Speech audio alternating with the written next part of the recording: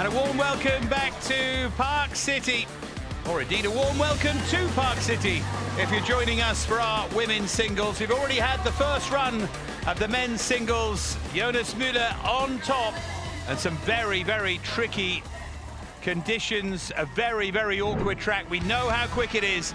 This is how it looks. The women's picture, of course, looks different. Track length, 1,140 meters, a vertical drop of 104 meters, 12 corners for the women. You can see they come in lower. In fact, if you saw that picture we were just looking at, you could see the women's entrance onto the course. This is where they start. It's always worth reminding you, they are, yes, they are going down the side of a mountain. That's how steep it is. And we get into that awkward labyrinth and then round to a very, very fast finish for the women.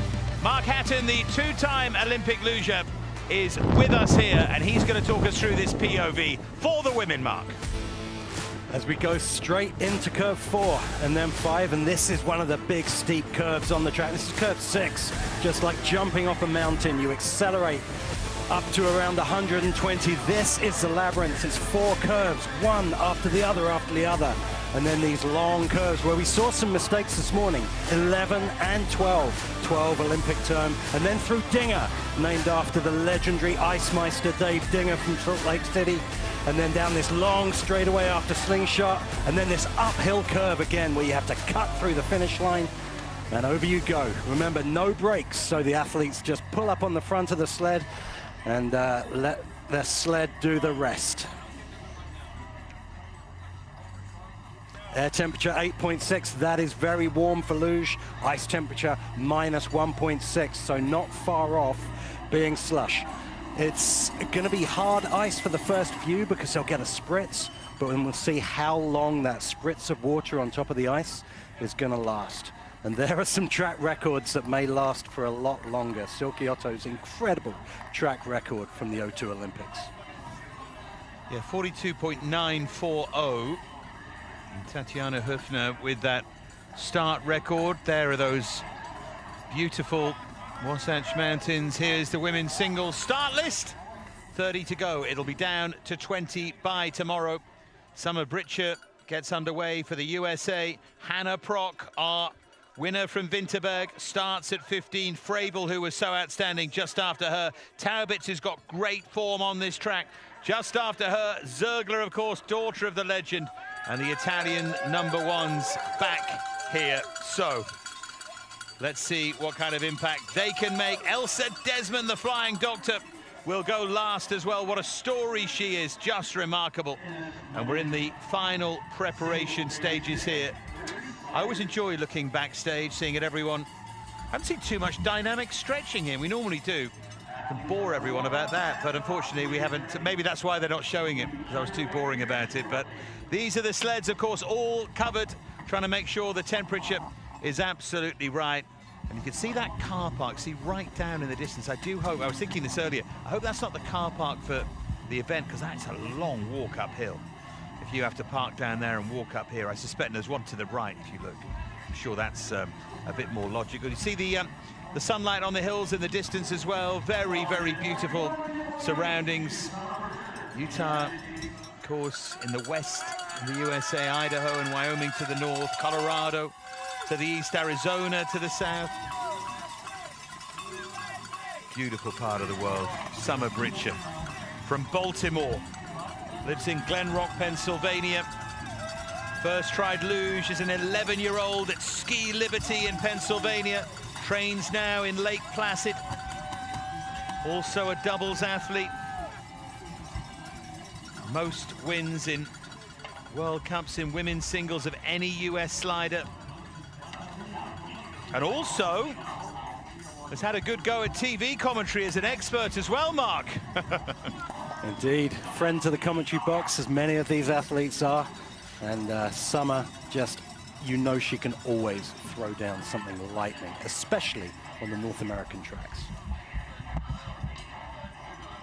Any friend of the commentary box is welcome here. She was 5th in the Nations Cup earlier. Something so exciting about the first slider to go down.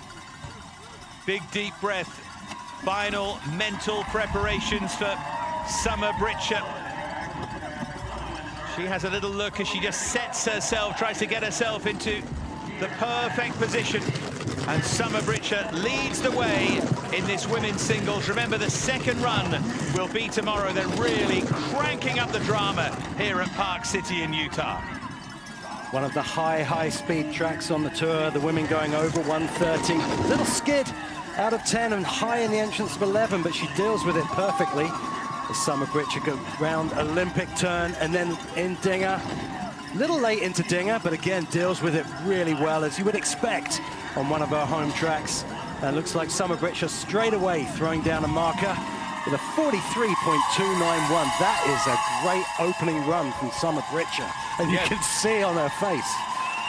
Yeah, he took the words out of her mouth. Big smile. Cowbells everywhere too, which is always great to see. And even the Canadians applauding. Summer-Britcher, really popular athlete, and she knows how good that was. Yeah, they've been waiting for this opportunity to show off in front of their home crowd. They've got this World Cup here in Park City, and then next week they're again at home in Lake Placid. You see that little skid on the start ramp, but actually put her in at a nice angle to the start curve. And really, for Britcher, she's very happy with that run, and she absolutely should be. Elina Botta of Latvia next. Big smile. She was smiling in Winterberg. She was 8th in the women's singles. She was 5th in the mixed singles with Kristas Apajots, 4th in the Nations Cup earlier on today. And she's already quicker than Britcher in that early part of the course. Big start from Elina Botta, but let's see how much that bump onto the start curve cost her at this 16 split. She's only back by 0.05 of a second, so she's going to have to be perfect through this labyrinth. And she is looking good as she goes into curve 11, this long stretching out curve with the Wasatch Mountain behind and into Olympic curve. Let's take a look now. She's still in the red. Elina Botta. She needs a quick finish here. Oh, she's made a mistake. She slides and she just about holds on. Botta did well, but it was too much. The error there down at the bottom of the course, compounding one up near the top. And she's over half a second behind Summer-Britcher. Oh, that straightaway can be so cruel out of curve 14. Let's take a look at her start. Again, a nice start, but just a little bit too middle on the ramp, so I had to push it across. She just bumped onto the start curve. But she dealt with it well, and through the labyrinth, she looked like a definite contender. Half a second back, difficult to make up that time, really. And you can see that just the time coming off the whole way down the ramp. Now, EBERSPAECHER was really impressive in Winterberg. Top Canadian as well at that Olympic test event, and 3rd in the Nations Cup here. Only 20 years of age, and I know it's an athlete you know well, and she just has a sense of someone who might get better and better throughout this season as she gets more and more used to the dynamics of these big weekends. What can she do here? EBERSPAECHER. Good line at the start as she settles herself just outside that time of Britcher. Such a precision and feeling-based slider. EBERSPAECHER. Her mum's waiting at the finish. We just saw her congratulating Summer-Britcher as she got off the track. So the whole family are here to see EBERSPAECHER. She had a few problems in training. She wasn't finding the speed she wanted, but then in Nations Cup this morning, she flew. So when it's under race conditions, EBERSPAECHER can be incredibly fast.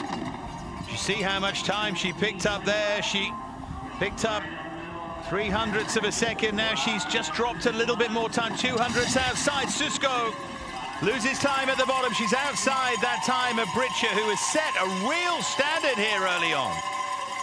That was a flyer from Summer-Britcher to open up the scoring. Let's take a look at EBERSPAECHER. She's so relaxed on the sled. You see her go around curve 11, very flat, and just hanging on to the exit profile of the finish curve. Now that's an uphill curve like we saw in Winterberg last week.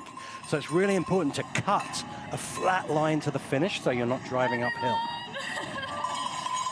Even more of a smile because she got a green light. Verena Hofer, 2nd in the Nations Cup. The Italians making their entrance, part of the military sports setup. She is 24 years of age, 13th in Beijing, dreaming, of course, of Milan Cortina. Hofer looks to set a standard here. That start time of Britscher, she's inside of that by 17 thousandths of a second. Can she build on this here? Verena Hofer. Excellent 17. Qualifier is her reputation. Needs to translate it into the main events here, and she's still inside Britscher's time. Look at those splits building as we go down the track. The received wisdom being that a 10th at the start is worth 3/10 at the bottom. So your time multiplies from the advantage you find on the start ramp. Round Olympic turn into Dinger. Beautiful line through there. Little high in the entrance of 14. She's got to get it back together so she stays away from that right wall. And she does, and then cut across to the finish. She still lost time though. Hofer outside Britscher. Britscher flew down that last part of the track, and that's holding fairly strong at the moment. Yeah, we're going to see how much that that early entrance into curve 14 cost her. She went very, very high. Looked like she got knocked away and went back up there. You see it there. And when that happens, there's only one place to go, and that's down into the belly of the curve. And then you're fighting to get it back out.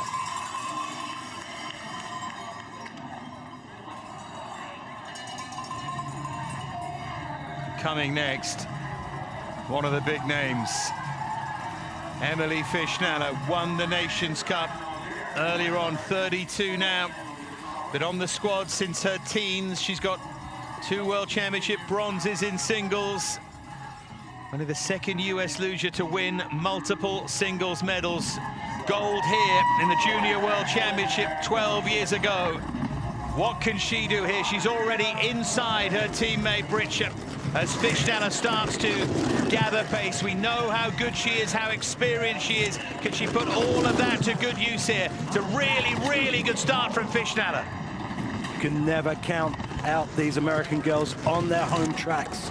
Thousands and thousands have run down here, and Emily Fischnaller looking like she is so much at home here in Park City. As she goes into Olympic curve, let's see how she gets around Dinger. Yeah, it's good. Again, very high in the entrance. Big loop in 14, but deals with it well. Just keeps it off that wall. We may have a new leader. Just outside 4 thousandths of a second back from Summer Britscher. But that is going to make for a very, very exciting inter-team fight in run number 2. Yeah, it really will. Second the last time we were in Park City behind Eidberger. Now exclusively a doubles racer when she was Emily Sweeney. You know, I love watching Emily Sweeney's side. She's such a battler, but that's what you see her go so high in 14. She dealt with it really well, but when that happens, the curve just wants to throw you across to the right. And so that means you have to steer for almost half the straightaway to keep it off that right wall. I've got to say, it's great to see the USA fans saluting their lugers here. Great atmosphere already. It's going to be lots of fun tomorrow for the second runs as well. Ioana Buzătoiu of Romania was 20th in Winterberg, was 34th in that Olympic test event. What can she do here against that time of Summer Britscher? Already outside it. Buzătoiu looking to avoid big mistake we saw from her teammate Cretu earlier on. She's outside still. That excellent time of Britscher. You know, Karina Buzătoiu, she's young, she's got so much potential, but the downside is you see her just bouncing into curve 11 there. The curve came in time though to keep her on track. She goes round Olympic curve. These athletes have only had 5 training runs, so it's not a lot of runs down the track to figure out a track that many of these athletes have never been to in a Senior World Cup. Well, we're seeing the advantage of experience, aren't we, with Britscher? Experience of home conditions anyway. Buzătoiu, the slowest that we've seen so far. Yeah, Karina put down some great runs in training, but when that happens on that flat section through the end of the labyrinth, very difficult to get that speed back. And then another athlete going very high in 14. And you see it just pushing across to the right, but she dealt with that superbly. Well down on the times of the others. Visitoria Barbara Almayer, first of the Austrian athletes here, 14th in Winterberg. It's 22 last week. You can see Polizei Sport giving you a clue as to what she does for a living. Another of our police officer contingent.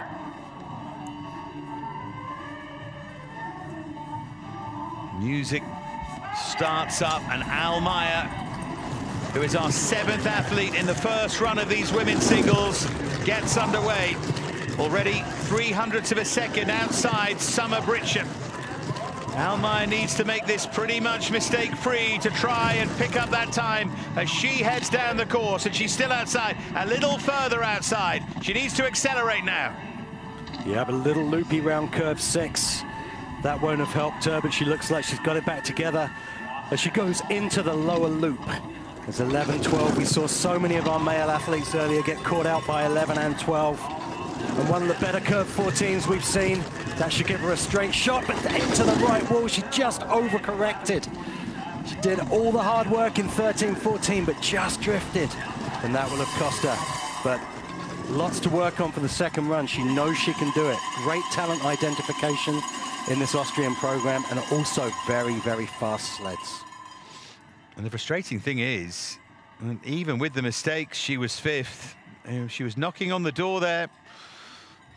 As you say, second run to come, should she make it? If you're guessing, you'd say she would. There's the error. Yeah, just overcorrected. I think she just did a little bit too much out of 14.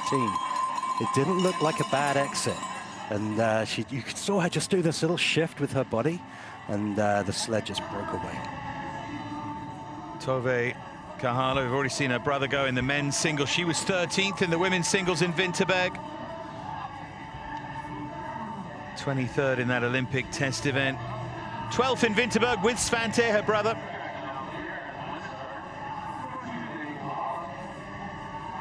Looking first for the perfect start here. And this steep start ramp, not a place to make mistakes, this. Certainly a place to get into position early, and that's what she's adjusted and done pretty well outside the start time of the excellent Summer Britcher. But now Kahala tries to pick up speed as she heads down the course. Clean line so far from Kahala, certainly in these early stages. Well, one of the certainties in luge, especially in women's luge, is you know when Tove Kahala is on the sled, you'll get nothing less than full commitment in their position. You see how flat she puts herself, how she fights, but then she hits that big lump on the entrance to 12, and she's off, and that is disaster for Tove. She was looking so good, and it's that entrance to curve 12 to Olympic term claims another one of our athletes. Now this is where it's very tricky for the athletes, because it is an uphill finish section. So she's going to hope she gets across the finish line. Get those all-important World Cup points. Not quite going to make it. No, she's not able to. Of course, she can't get off and push. What a shame. What a shame. And it just shows the extent to which it's a sport of margins. Tiny mistake, and she doesn't finish. And she is done for here in Park City. You just see her just bump on early, and it just puts the sled over in an instant. It wasn't a huge problem in training. We didn't see many athletes mess up there, but this World Cup, especially in the men's and now the women's, we're seeing that entrance, that transition 11-12 really becoming a bit of a bear trap for these athletes. And with all of your experience, can you explain why it wouldn't be such a big problem in training and then suddenly is? Well, we just, from looking at the times and watching some of the training sessions, what we do know is that when athletes go into a race, the sleds are prepped that little bit faster. They're wearing a faster suits, they're wearing faster boots, so they're just basically putting on the turbo. Dorothea Schwarz, third in the women's singles in Winterberg, behind only Prock and Frabel. Can she pick up some speed at the top of the course here? Bit of a mistake from Schwarz in the start curve there. The ideal line there is to go down the right-hand side of the ramp. If you go left, you tend to skid, but it doesn't seem to have affected her downtime at that point. Just for a split second. On that second split, she was 2 thousandths ahead of Summer Britcher's time, and she's only 9 thousandths of a second back. Yeah, Schwarz really, really quick. You could tell the way it was going from red to green and back, how tight it is. She's a bit further outside it now. She needs a perfect finish here to this run. Schwarz just outside both Britscher and Fischnaller. She moves into third, but she puts herself into a really good position for the second run. Yes, if you're going to go home and you have to sleep on your performance from the day before, and you've thrown down a run like that, you'll be pretty happy. But you see her just go down the left-hand side of the ramp there. That should fill her with confidence, because that is an expensive mistake at the top of the track. So anything could happen with Dorothea Schwarz tomorrow. Big, big home favorite coming next. USA 1 and 2. Over now to Ashley Farquharson from Sacramento in California, lives in Lake Placid, knows this course very well. High class she is, 12th in the Beijing Olympics, got better with every run there. High hopes for Milan Cortina. She introduces herself to this World Cup season. She's 6 thousandths of a second outside Britscher Farquharson as she looks to make a real impact with USA 1 and 2 at the moment. I think you hit the nail on the head, Dave. She just got better and better in Beijing, and you see her on World Cup every year just getting better and better and faster, especially in the bottom section of the course. Just falling out of curve 10 there, though. She has to take evasive action in 11. Little parallel to 12, but looks like she's got it okay through 13. And almost up to the roof in 14. Big hit on the exit of 14. 16 thousandths of a second, but it's not going to be enough. It cost her. That mistake cost her. She's 5th, Farquharson. USA 3 of the top 5, but she knows how well she was going. And again, that tiny mistake cost her. As you always say positively, Mark, she can take that into the second run, that she made a mistake and still finished okay, but she'll be disappointed. She will be. She did everything right, and that mistake in 13-14 really affected Ashley Farquharson. When you're up at the roof like that, the way the G-forces work is there's only one place for the sled to go, and that's all the way down into the gutter and then back up. So Farquharson using all her knowledge and skills to still put down a competitive run. Anna Bereiter, 4th, just behind Schwarz in the women's singles in Winterberg, 8th in that Olympic test event. Make no mistake, this sports soldier will be contending for medals in Italy, in Milan Cortina. Gold in the World Championships in Oberhof in 2023.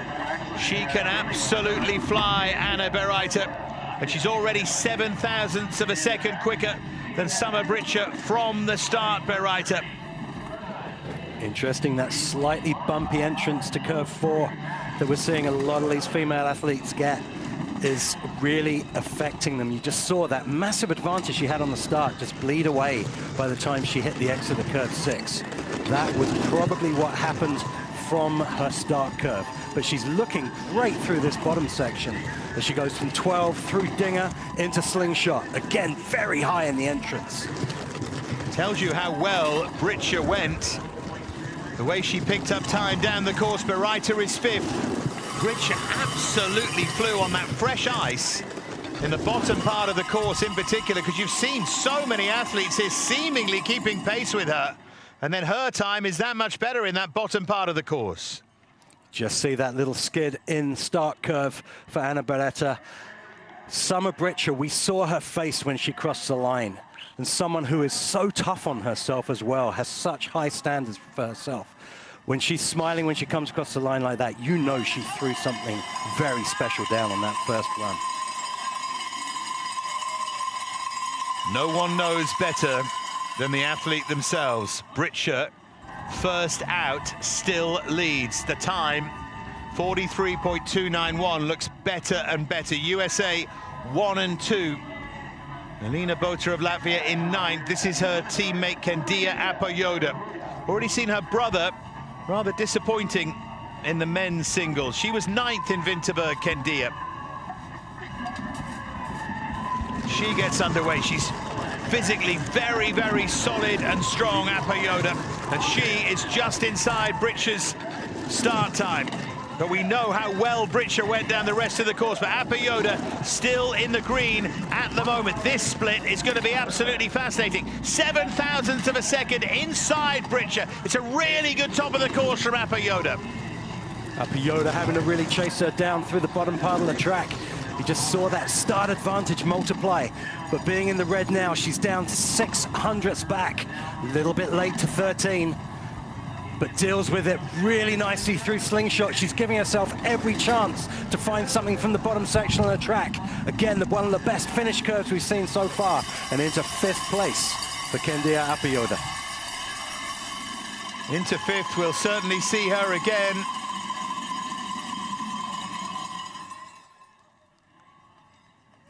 See the sled just drifting to the right. That's exactly where you need to be. It would be nice to be a little bit more right, but she dealt with that very nicely on the start ramp.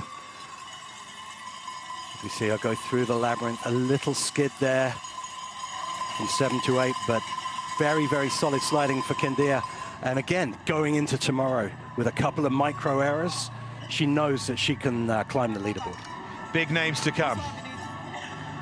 Summer Britcher in the lead, but Schulte and Prock and Frabel and Taubitz, Zergele, all coming up in the coming minutes here.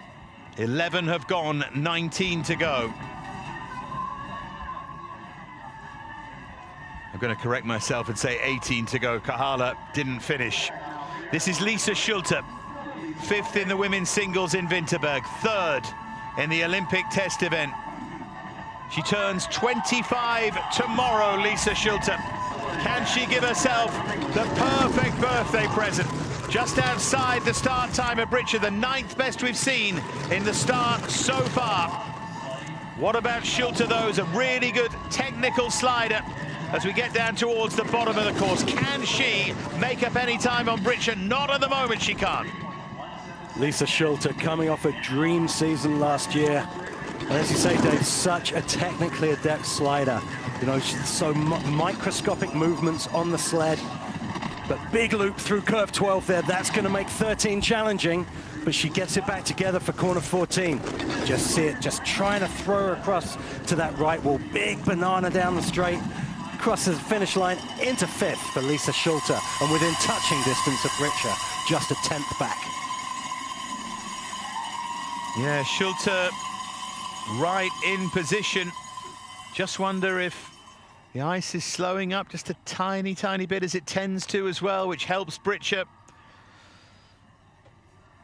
I think you're right, Dave. I think we saw with that that graphic at the beginning with the air temperatures being +9, very, very difficult to keep a consistent track. And I mean, RJ Shannon and his track crew in Park City, they are some of the best ice makers in the world.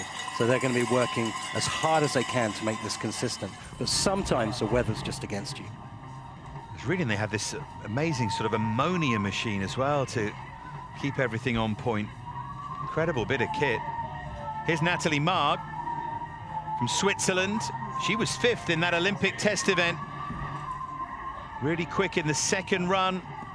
7th in Winterberg, another, you'd feel, of many, in with a chance at the Olympic Games. Another name to watch, maybe. Slightly on the outside of it, but wouldn't be a huge surprise if she could get herself up towards the medals. Here goes Natalie Mark, her 2nd World Cup appearance of this season. 7,000th of a second outside the remarkable Summer Britcher, who went first and still leads here in this women's singles first run at Park City in Utah. What about Mark now? Still just outside that time of Britcher.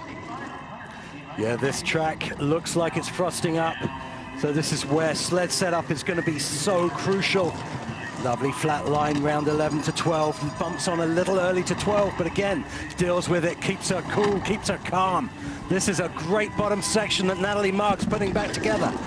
only 2/10 back. Can she find something through the final curve?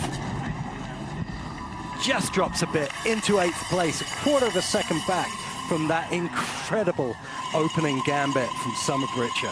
Natalie Marg, exactly the same time, would you believe, as Ashley Farquharson. That is remarkable, isn't it, over the length of a course. Exactly the same time, 43.539.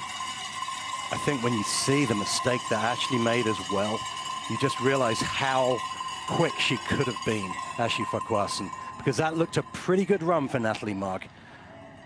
There've been a lot of greens in a row. Someone's due a blue. They're like even buses. A red. Are they? Green lights are like buses. You wait an entire Utah day for one, and 16 come along at once. Here's our winner from Winterberg, Hannah Prock. Third as well in the mixed singles with Wolfie Kindle.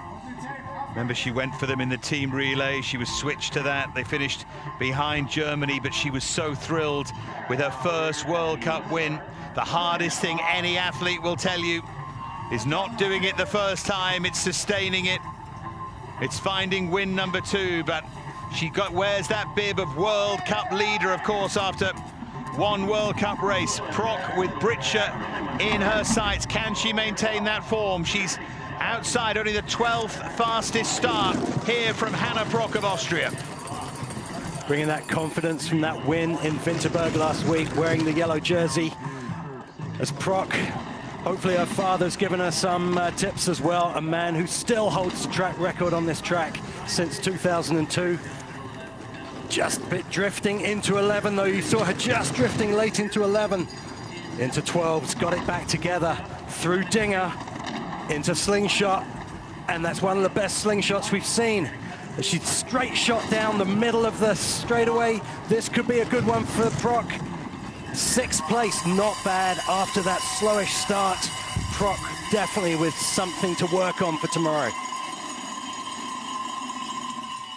Yeah, Prock ending in 6th, but so many are going to have chances tomorrow. It's always the case. And remember, from Summer Britcher's point of view, we still have Frebel and Taubitz to come. The two massive Germans. I thought Frebel was almost a story to take from Winterberg. There were a few little issues, and she still managed to finish 2nd. She won that Olympic test event in Milan Cortina, but Hannah Prock with a smile on her face. She's given herself a chance, but here is Merle Frebel from Zuul in Thuringia. Youth Olympic gold in Lausanne in 2020, under-23 world champion in Oberhof in 2023, then in Whistler this year. She is a potential superstar, and she is certainly a potential Olympic gold medalist. Right now, in the here and now, though, she has Summer Britcher.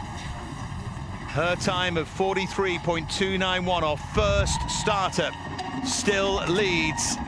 How close can Frebel get to it here?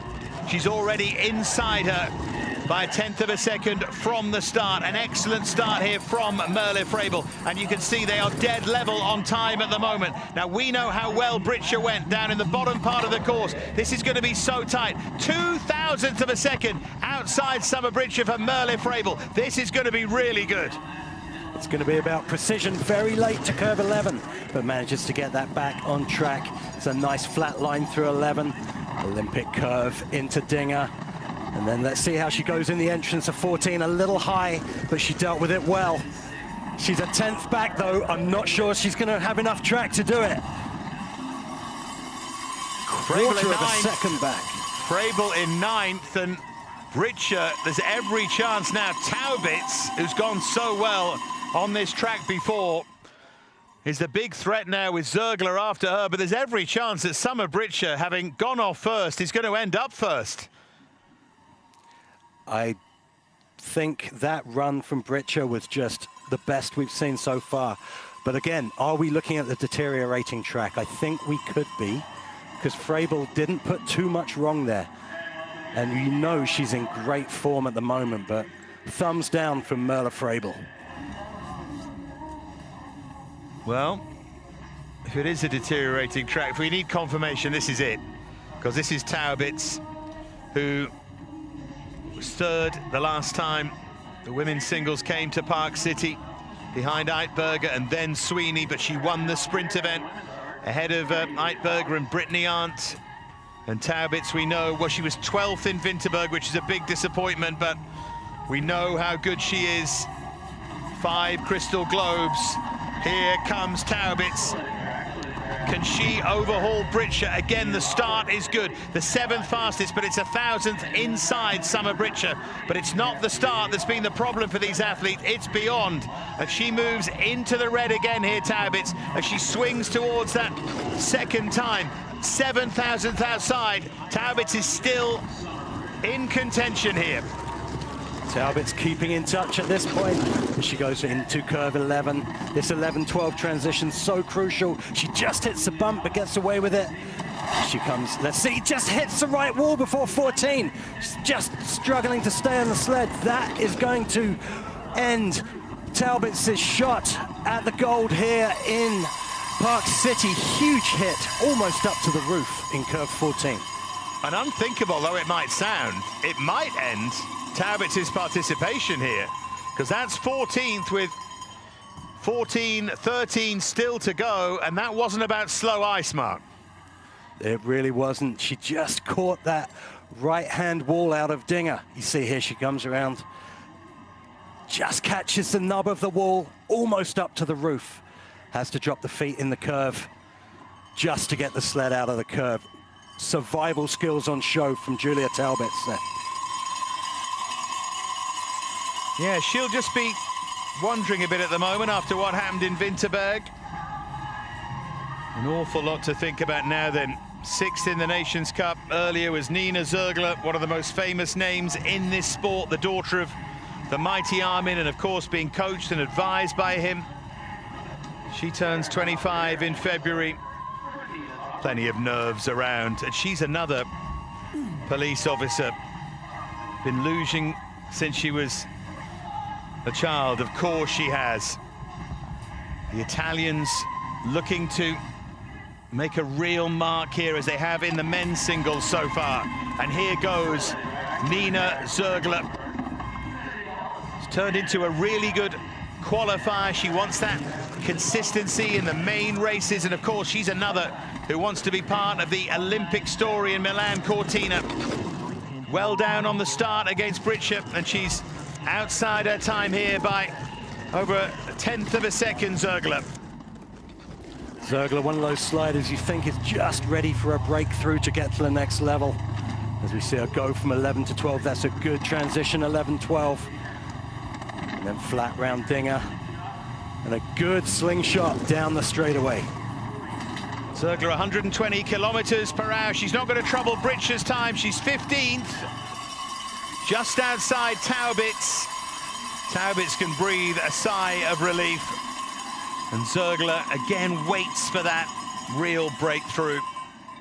Good run though, and should be enough.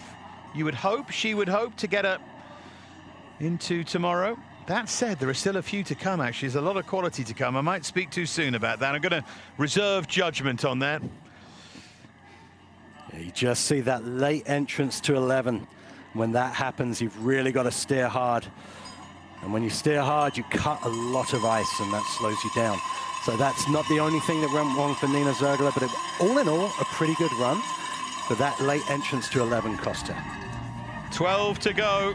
Here's Trinity Ellis, 7th in the Nations Cup. She was 15th in Winterberg. She'll have her sights set on that top 20 and then beyond.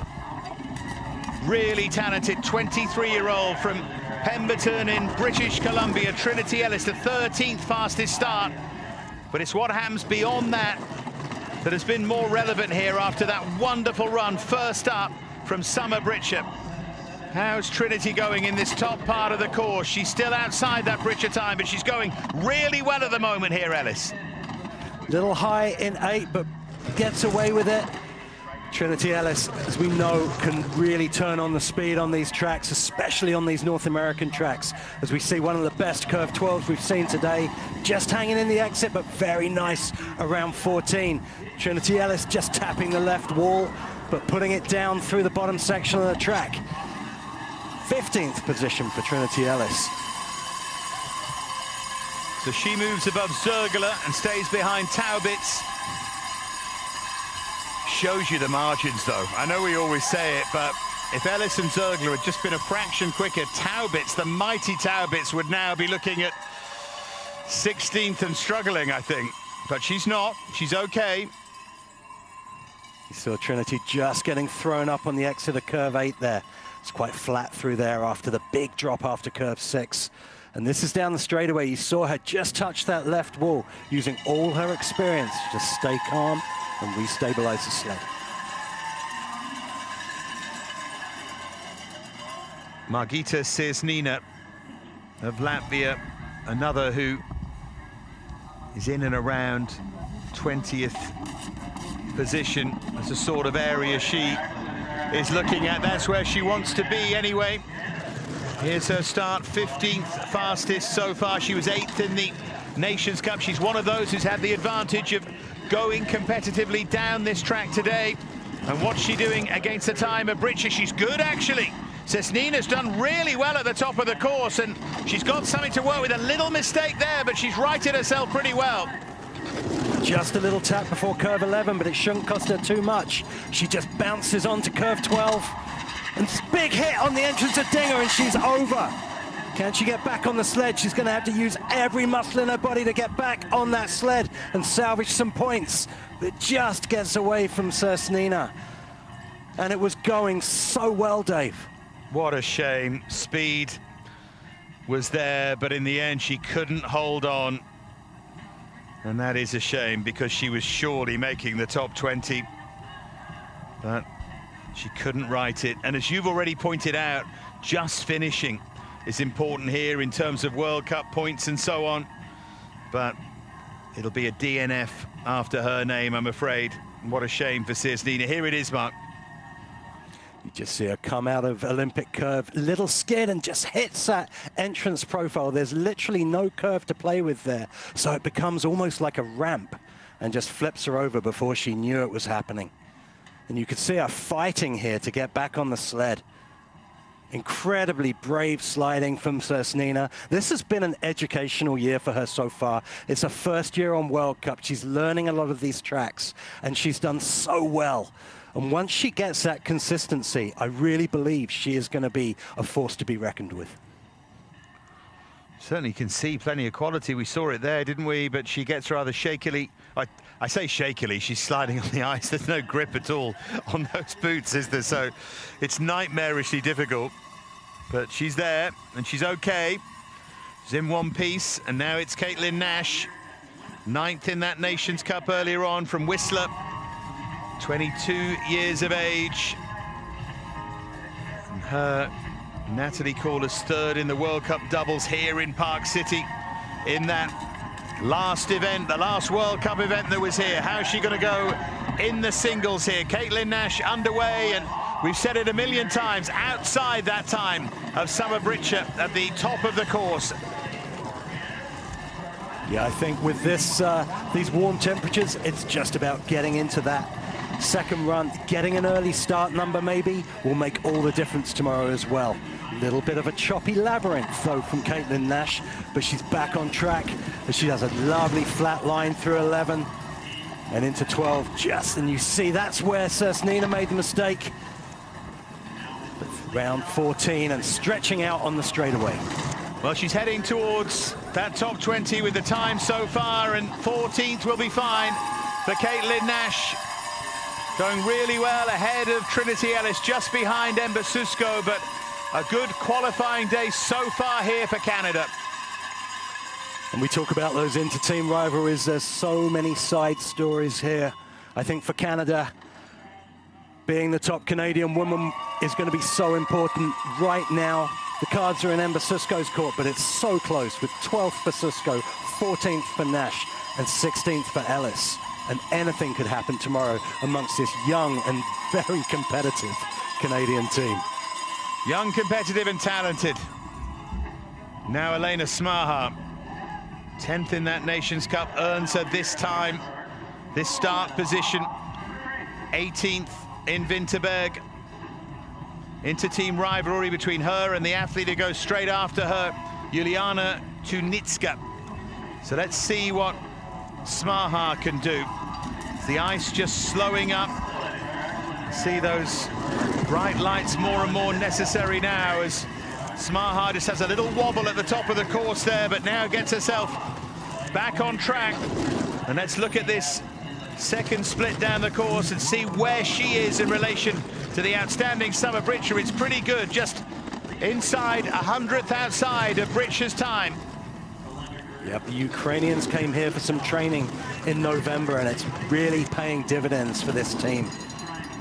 Great sliding from Smaha. She's putting together a really, really clean run here. Just bounces on to 14 though, but deals with it by staying soft just across to the right. Little ping pong down the straightaway.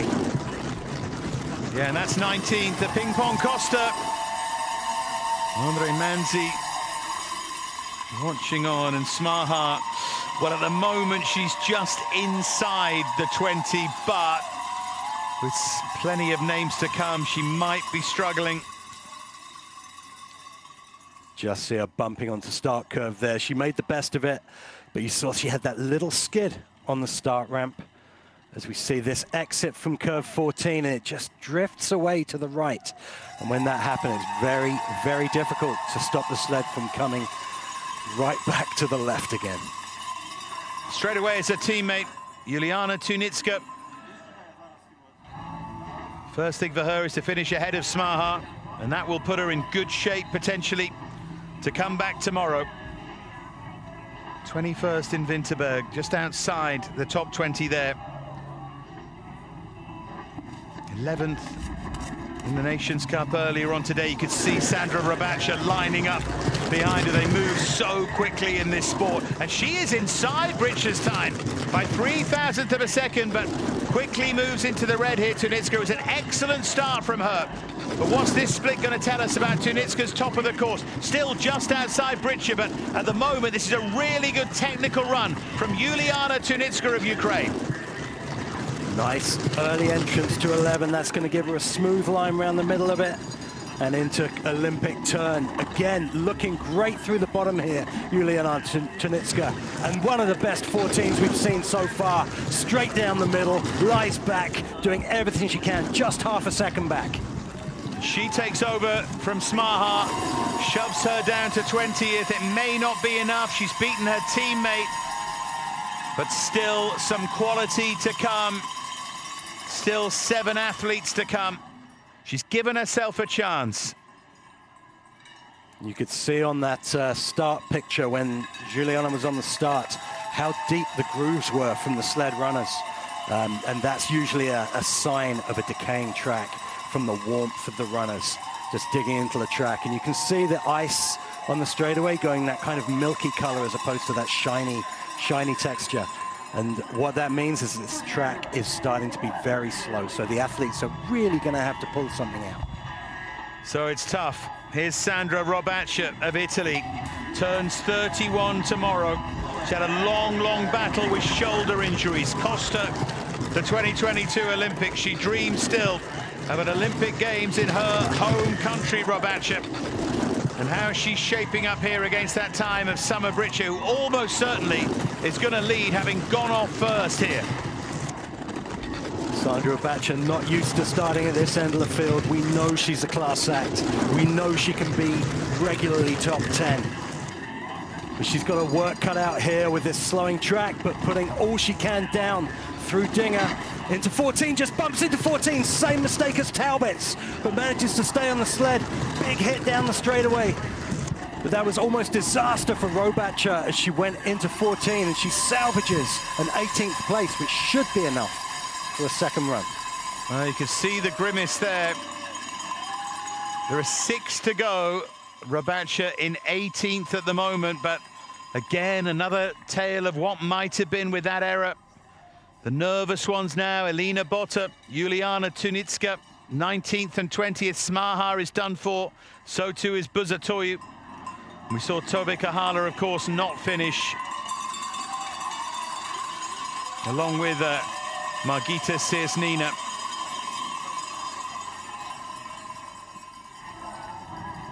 Now we have got something of a rarity now, because 6 athletes to go.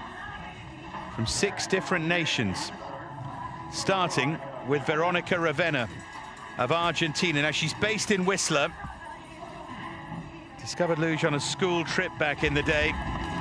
Spent much of her life in Canada, but from Buenos Aires moved to Vancouver, Whistler when she was 6 years of age. But she can really turn on the style. She was 7th at Lillehammer in the 2016 Youth Olympics.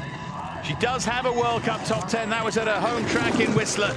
And here she's already nearly 0.3 of a second outside Summer Britcher. A little bit of a skid in the upper labyrinth, but we know that Veronica has such good feeling on the sled. She's such an instinctive slider, honed on the hills of Whistler, as she goes from 12 to 13, holding it together well. Little high in the entrance, but deals with it well. And gets a straight shot, but just catches that right wall again, sideways into the finish curve. 22nd place for Veronica, just outside, getting a second run. And again, another what might have been, because she was on track to get in that second run. But that mistake out of 14 really cost Veronica. It is not going to be her week, I'm afraid. It's a shame as well, like you said. She was going well, wasn't she? But these tiny errors cost you. There it is.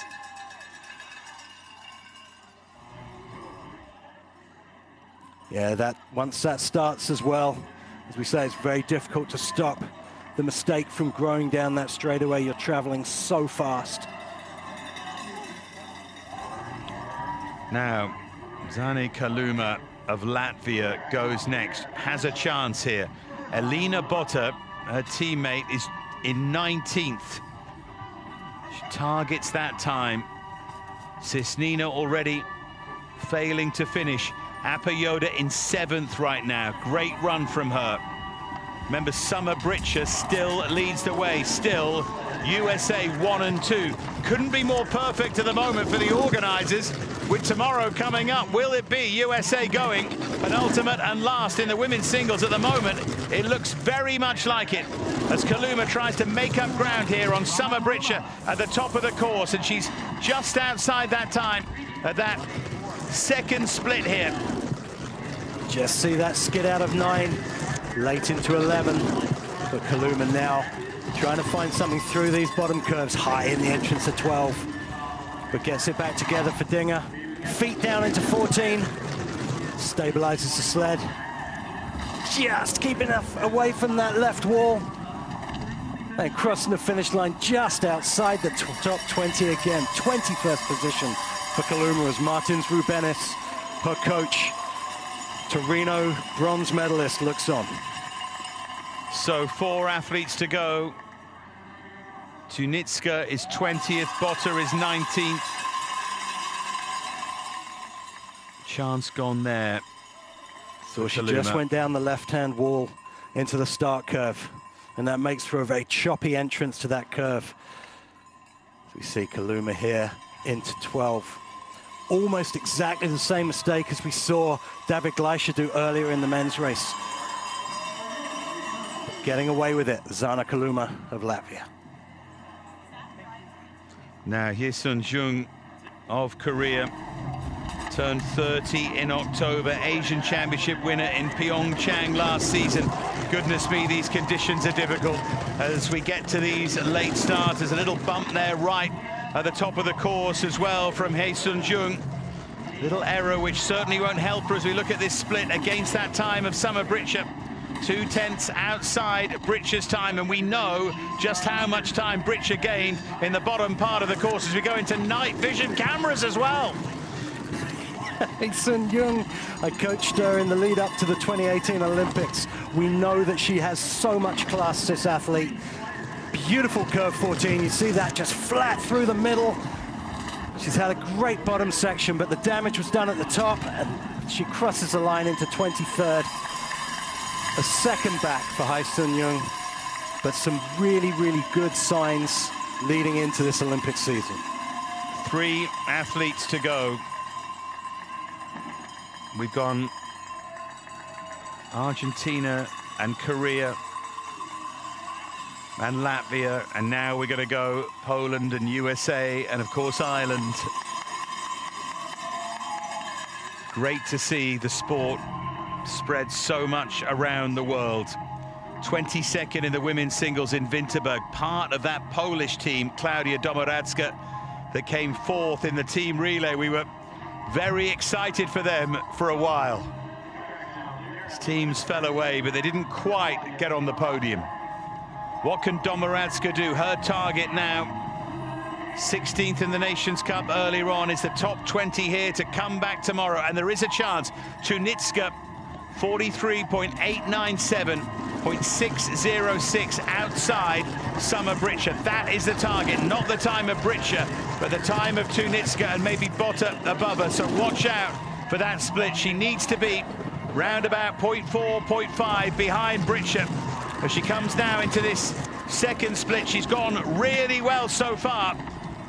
1/10 of a second behind Britcher. Can she keep her form down at the bottom part of the course? As you say, going really well here, Klaudia Domoradska. Bumping onto 12 though, gets it back together. Great correction from Domoradska. Let's see what the next split's like, but round 14, again, looking good and a great straightaway row, just half a second back. Needed to make up the time down at the bottom, but doesn't quite. Domoradska, what a shame. Just outside, she was there, and then she wasn't. Tunitska holding on to 20th at the moment. 2 athletes to go, one of whom is at her home track in the shape of Emma Eriksson, who goes next. But these ice getting tougher for these late starters. It shows you that it's worth finishing high up in the Nations Cup. Not that she finished low down deliberately, but if you can get top 5 in that Nations Cup, you get that ice early. And 16th she was, and Emma Eriksson was 17th. The 22-year-old came through that Wasatch Luge Club, Park City, very much her home track. Second in the Junior Nationals, behind Sophia Gordon last year in Lake Placid, part of what they call this new Park City generation. We have at the moment US athletes first and second in the women's singles, Britcher and Fischnaller. What can Eriksson do? Can she make it through? Farquharson in 10th at the moment. Britcher leading, Eriksson trying to chase them down, and she's going well again at the top of the course here. She's giving herself every chance here, Emma Eriksson. Gorgeous lines from Emma Eriksson. One of the best start curves we've seen, as you would expect on our home track. The 11-12 transition also exactly where it should be. Emma Eriksson just dropping the feet into 14 though, little mistake, but she's kept her cool. A little tap of the toes, doesn't gonna cost her. There should be enough for Eriksson. It's not, just drops a bit as she exits 14. Maybe that tap of the toes cost her. That'll be massively disappointing for Emma Eriksson because she's had some lightning training runs this week. She is the real deal. She's young in the sport, and there's so much to come from this young athlete. Yeah, what a shame on her home track as well. Just couldn't quite hang on to it. So Tunitska still 20th. Botta is okay. She will definitely be back because there is one athlete to go. The remarkable Elsa Desmond will go last. Eriksson disappointed. Ireland's first ever Olympic luger, the self-funded Elsa Desmond. Watch Luge on the TV in Turin in 2006. She founded the Irish Luge Federation herself. She's helping a young Irish luger called Lily Cook at the moment. She's trying to bring the next generation through. She'd love to get top 20. She'd love to come back tomorrow. Elsa Desmond. So good to see Elsa Desmond back on a World Cup start list. Again, from a small nation, it's always an uphill struggle for these athletes from smaller nations, and Elsa Desmond's just grabbed the bull by the horns and done it her way. And she's had a great week, but very high in 11, using all her experience to get it out of 11 to 12. You saw her go so high in 11, but great save from Elsa. Still just half a second outside, but she's lost that time down at the bottom of the course, over a second behind. She's not going to be here tomorrow. Desmond finishes 27th, but her story more important than that, and she's done well to get into the 30, and She has to try and build on that. Ahead of Buzatoyu and, of course, the two who didn't finish. But the story from here is it's a USA 1 and 2. The organisers could not have written it any better in terms of going just one women's singles run on the second day. They've got Farquharson 10th, joint 10th, in fact, with Marg.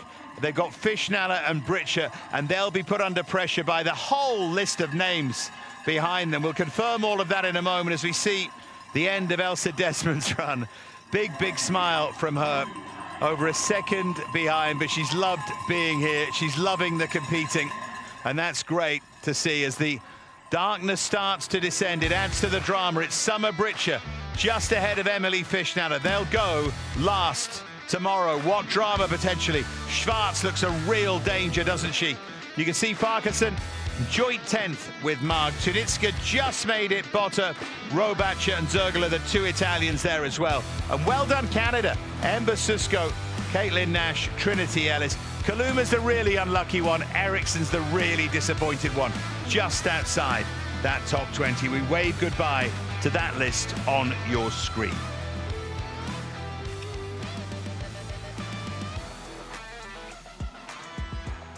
So the action continues imminently at Park City. We know all about the men's and women's singles, about the final runs that are coming up tomorrow. We move into the doubles next. We'll be starting with the men's doubles, and that's going to be coming up in round about half an hour's time here from Park City in Utah.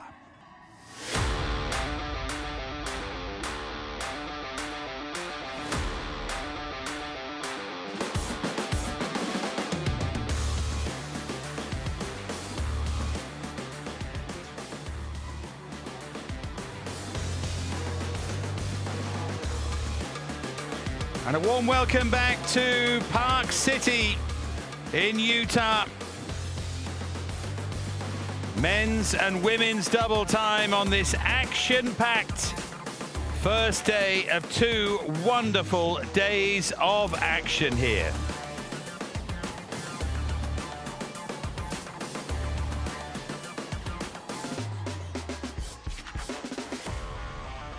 We've already had drama in the singles.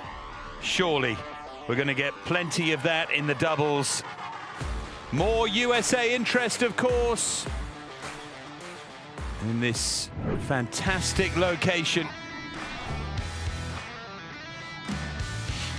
Let's take a look at the doubles course for the men. The vertical drop of 104 meters, 12 corners in all.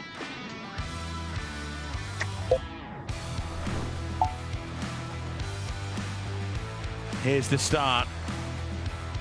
Gets brutal very, very quickly. I can't wait to see the POV with Mark Hatton in just a moment. Wherever you're watching us all around the world, you are very, very welcome. And here's Mark to talk us through it. And here we go into curve 4. Short curve, curve 5, and curve 6 is where the mountain just drops away. You gain so much speed through this curve, and then we're into this super fast labyrinth, 4 curves after the other. And then where we've seen a few problems, entrance curve 11, a long curve, and then another bear trap, entrance curve 12. Then the short little curve dinger, and into 14 where we've seen a lot of our athletes going high today, and down that long straightaway where the finish is, around the uphill finish curve and crossing the finish line.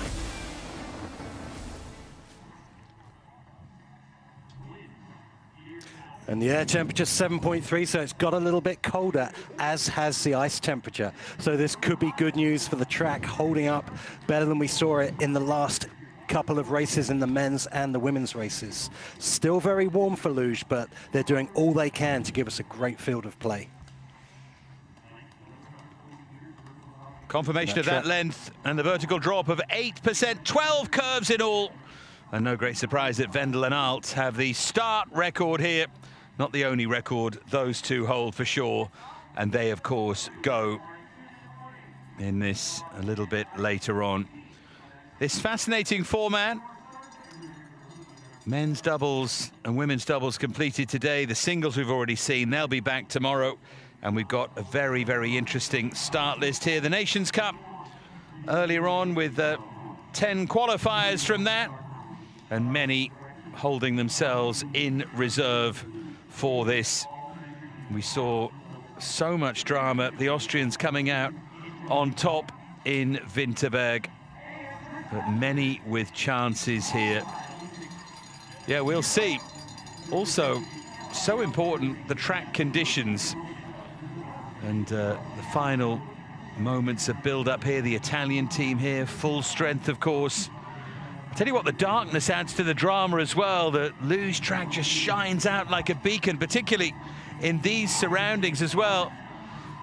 Must look absolutely wonderful from some of the higher peaks in that mountain range. It must be quite a sight, actually. I'd love to see almost that reverse angle. We're looking out, but looking in, it must be tremendous.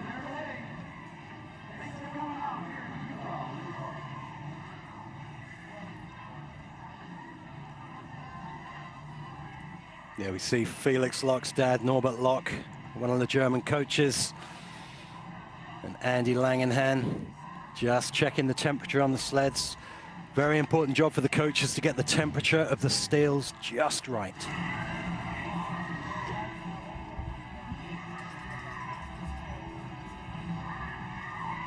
So, an American started us off in the women's singles, and she ended up, of course, going into the second run in the lead. Dana Kellogg and Frank Eicke. Kellogg from Chesterfield in Massachusetts. His partner from Lititz in Pennsylvania. Small town Pennsylvania. 12th in the Olympic test event. Multiple top 10 finishes in World Cups. They get underway and they start this men's double. Remember, both runs will be today. Dana Kellogg and Frank Eicke, such an athletic team. Dana Kellogg built like a football player rather than a luge, a big, strong man on top. And on their home track, as we saw today, like you said, Dave, especially in the women's, the Americans really taking advantage of this home field.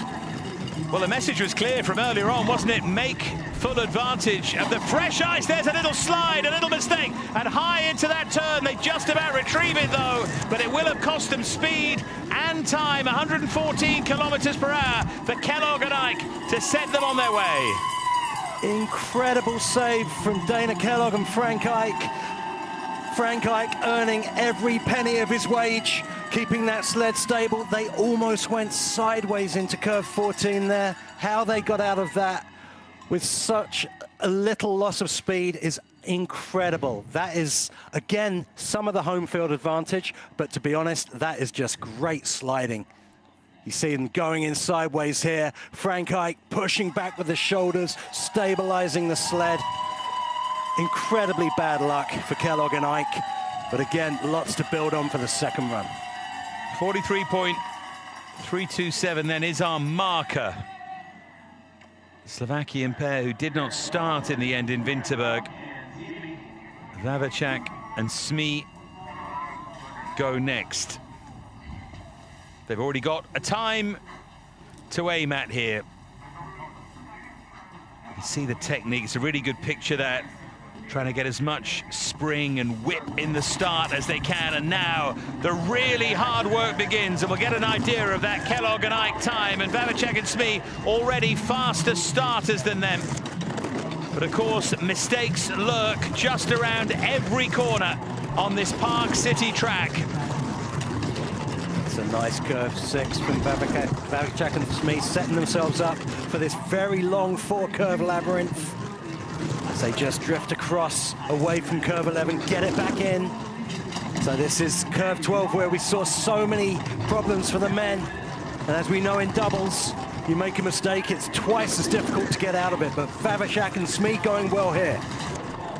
Yeah, control a real problem if you make those small errors around here. They are outside the time of Kellogg and Eicke, though, Vavacek and Smee. As you can see, as Mark explained earlier, no brakes, you have to do it yourself, and it's quite tough when you're doubles.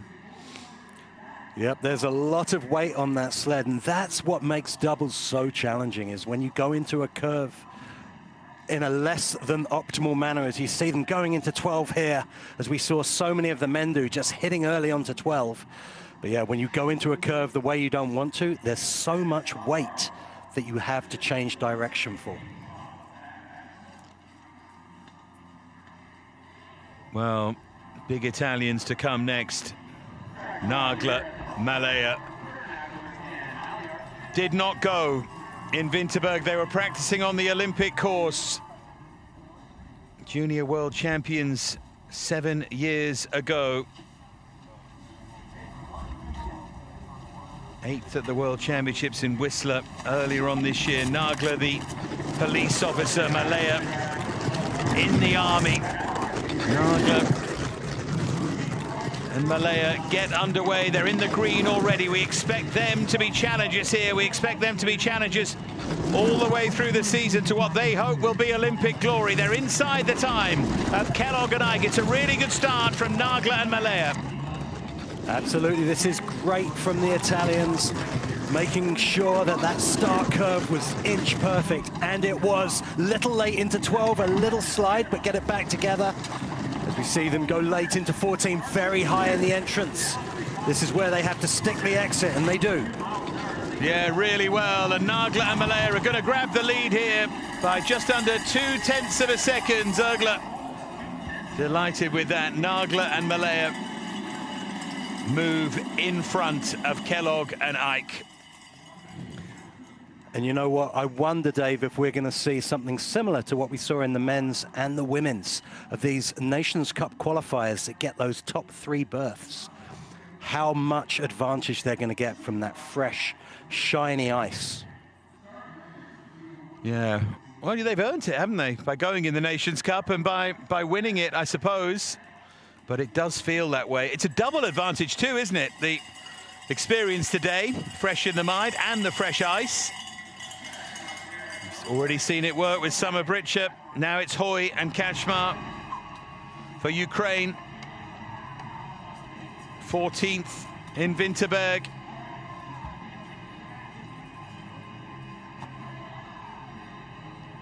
Feels like they can go a little bit better than that.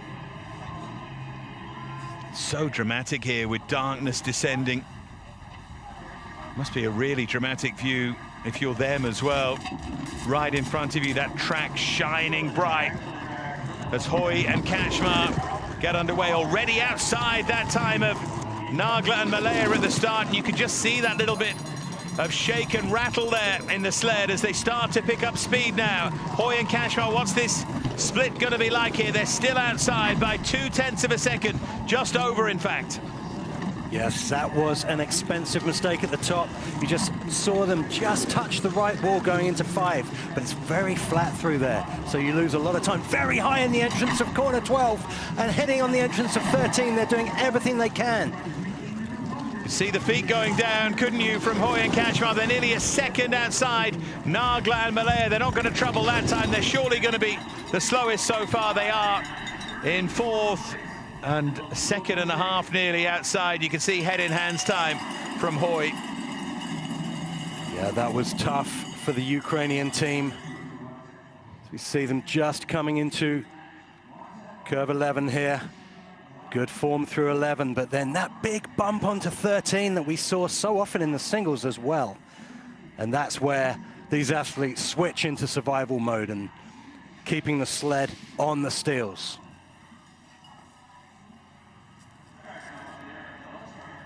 Still looks really upset there. Igor Hoy. Big names starting to come, starting early here. First, Müller and Frauscher, the Austrians.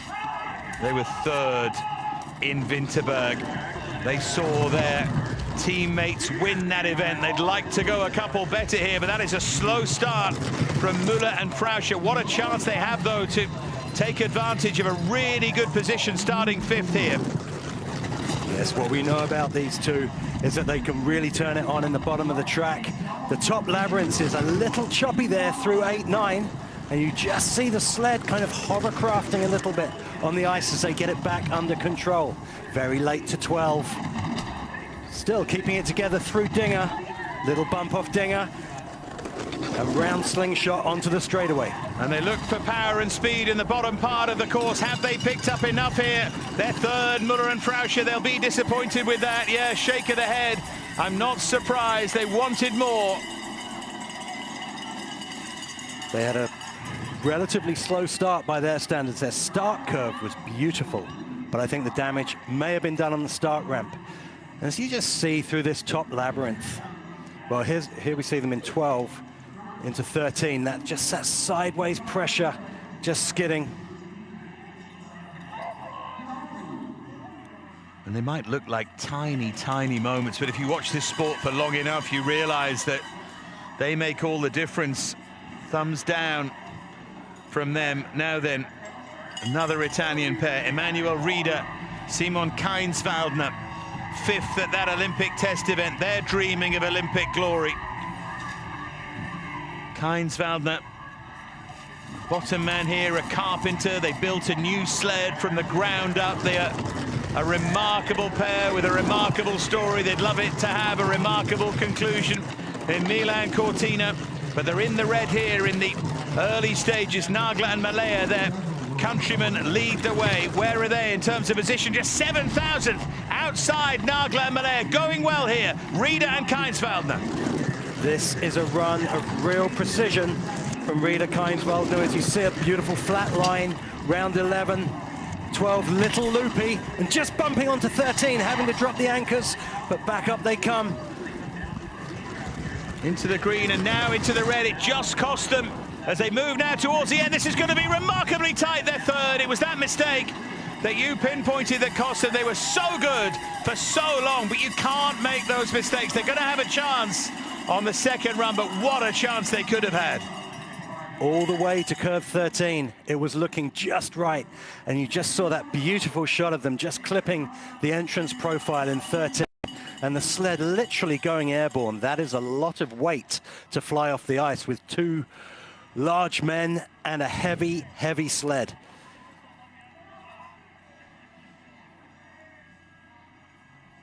But much to take from it if you're accentuating the positives. They were absolutely flying. The winners they really were. From Winterberg are next. Yuri Thomas Gatt, Ricardo Schurf, both 24. That was some win. They do like that course. They were second at Winterberg last season as well. And when they get it right, they look so quiet almost on the run, so efficient. Nothing flashy, just very, very good. Let's see from the start. They lose a little bit of time to Nagler and Malaya already. Now they're into the green. Now this is where Gatt and Schurf can really pick up time, keep the mistakes to a minimum, find those clean lines and let the gravity do its work here. They're still in front. Incredible top section from Gatt and Schurf, a little early to 10, but deal with it very nicely as we see them go into Olympic curve. Flat line through Olympic curve.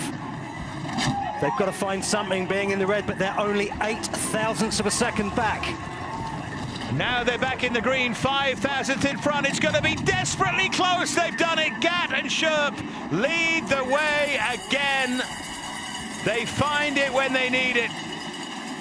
What a start to the season they're having. You see that right on the limit through that bottom section, through 13, 14, and this is that early entrance to 10. But they kept their calm. Schurf doing his job as a bottom man, keeping the sled stable. And Yuri Gatt driving with those precision lines that we always expect.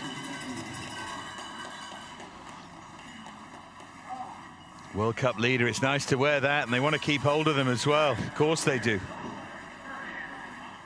Next, the Romanians, Handeric and Mocha.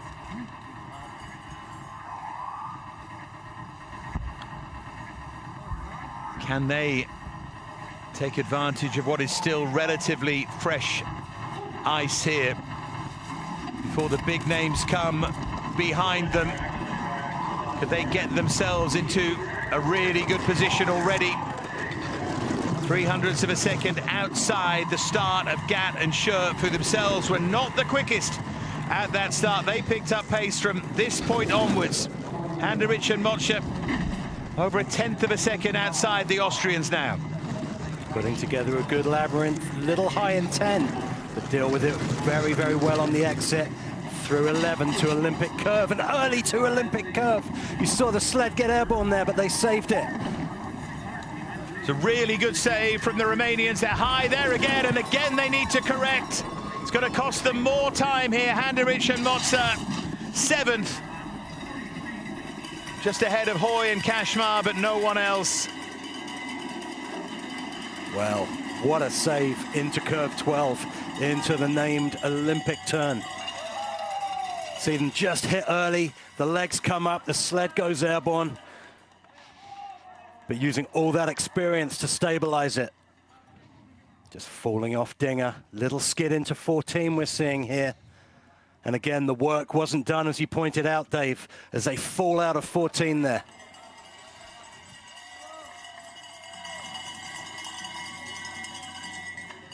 Green light, there's something. Now, home fans, get ready. Zach Di Gregorio, Sean Hollander. Di Gregorio turned 24 last month from West Medway in Massachusetts, lives in Lake Placid. Looking forward to next week. Hollander from Lake Placid, been sliding since he was 10 years of age. Both very good single sliders, but now together in the doubles. Can they make any kind of impact here on Gat and Schurf? They're ahead, 6,000th of a second ahead from the start here. Di Gregorio and Hollander, local favorites, and they won gold here in Park City in the American Pacific Championships in 2023. Of course, this a much higher standard, but good form around this difficult course. The labyrinth looking clean, looking fast. Only back by 23 thousandths into curve 12. Negotiating that early entrance with great speed, starting to pick up, and now into the green. Yeah, this is some run from Di Gregorio and Hollander, holding on to it at the moment. Can they take the lead? They can, and how? And how? By over a 1/10 of a second. Di Gregorio and Hollander keep up the excellent American form here, and look what it means to them too. And that is going to take some beating. That is the marker. My goodness, what a run from Di Gregorio and Hollander. They have had hundreds of runs down this track. They know the tricks, they know the quirks, but that was just spectacular. The mistakes they did make, they fixed before they even happened. That was a masterful run from the boys. They love it, don't they? They're going to give themselves a big chance later on. But there's a lot of quality to come. A couple of German pairs, 3 in fact, that's going to have plenty to say about that. Here's the first. Olamwenda and Gubitz won the men's doubles world championships in Whistler. And they went really well in that Olympic test event as well. The luges of Germany's future, and maybe now of the present. Olamwenda and Gubitz, let's see if they can put a dent in Di Gregorio and Hollander. 8,000th of a second slower than them at the start. But Olamwenda and Gubitz will pick up pace down the track. They're very, very good. So much form from this German pair right now. High on confidence, high on speed, but a big hit through the labyrinth. This is where it gets expensive, as you see the sled slipping out for 2 curves. Got it back together though for curve 11. 12, again, looking good, but I think the damage has been done further up the track. Certainly feels that way. A couple of really big mistakes, and 0.3 of a second outside. It's not their best. It's a long way from their best. They're down in 7th. Olamwenda and Gubitz, big, big disappointment for them. Shaking ahead. And you look at Di Gregorio's and Hollander's time, and you think this is really a marker to throw down. Okay, Olamwenda and Gubitz made that mistake through the labyrinth, but My goodness, what a time to catch. That's where you see it. They just went high on the exit and you saw them slam into the entrance profile. And the work wasn't over as you saw their feet down for most of the labyrinth. And that's a fast labyrinth. It's nice having that world champion bib, isn't it? Can't take that away from you for a while. Oh, it's quite tricky, isn't it, to negotiate that that walk off the track here. Oh, he's got a red light. Not a blue one, though. Could be worse. Bots and Plumer, the Latvians, 10th in the Olympic test event, but maybe most intriguingly, 5th after the first run. They were 4th in Winterberg. Make no mistake, these two are real contenders. 8,000th of a second outside Di Gregorio and Hollander's time. The USA pair leading the way. We've already seen Summer Britcher in the women's singles take the advantage into tomorrow's second run. Are we going to see something similar from Di Gregorio and Hollander? Bots and Plumer are going well at the top of the course. It's how they deal with these technical turns as they head down towards the bottom, though. What a top section from Bots and Plume, laying it all out there. Again, doing the same in 12-13. Good transition. This is a great one from Bots and Plume, but they're losing time. Yeah, the clock against them now. Didn't negotiate that part of the course. You could see another little error on the final turn then, and in the end, they finish 4th. And still, Di Gregorio and Hollander lead the way. It's tempting to say history's repeating itself, but you must say we've still got some big contenders to come, so let's not get carried away just yet. It's a great top section from Bots and Plume. You saw them just go a little parallel into 10. And this is just that little bump on they had before 12. But this, as you said earlier, Dave, these two are a class act.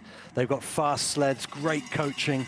The Latvian program, such a well-funded and impressive program, and these two can turn it on any day. Talking of Latvians, Sevic, Mikhail Sevic and Krests were one place ahead of Bots and Plumer at the Olympic test event. Both 24 years of age. European Championship bronze in Sigulda, where we'll be in early January in 2023. Excellent junior careers and 7th in Winterberg. And they're in the green at the moment in the early stages here. These two are more than capable, and they stay in front by just under 200ths of a second. Still in the green. It's an excellent top part of the course here from the Latvian pair. Having to work hard and fast through the labyrinth, and it's cost them those slightly choppy exits through the labyrinth. High on the exit. Deal with it well into 14, though. All is not lost as they stretch out down the finishing straightaway. Sevic, Mikhail Sevic and Krests in 5th. In 5th, just behind their teammates. So good but not great runs from both Latvian pairs. And we know what's coming next. Vendel and Alt, then Eggert and Müller, then Stoy and Kindle. But Latvia at the moment, 4th and 5th here. The USA lead the way. And remember, Müller and Haugsjahr still to come. But it's Vendel and Alt next. 2nd in Winterberg. And they weren't happy with that because their standards are ridiculously high. As the Latvians make their way off, they'll have a chance in that second run. Now then, the legends.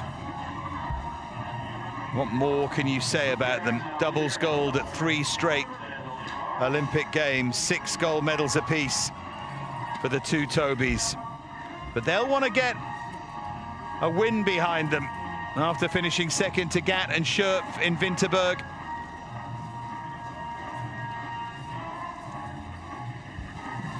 Let's see. And get into the green straight away. Still Di Gregorio and Hollander lead. Vendel and Alt want to change that. Very good starters normally. Into position quickly. And they are in front by over 300ths of a second in the green at the moment compared to that Di Gregorio and Hollander time. Lovely from Vendel and Alt at the moment. They're so good at doing this, piling the pressure on, and they've increased that time advantage as well. Vendel and Alt stay in the green. Di Gregorio and Hollander under real pressure now. There's the split, just 100th of a second in front here, and they're into the red now, Mark. Yeah, just had to drop the feet into 11, and they've got to find something out of slingshot, but I don't think they've got enough track. They're over a 10th back. That mistake going into 11 really cost them. They were going so well. Beautiful start and great top section, but dropping the feet going into 11 and then further down as well. Look at the power on this start.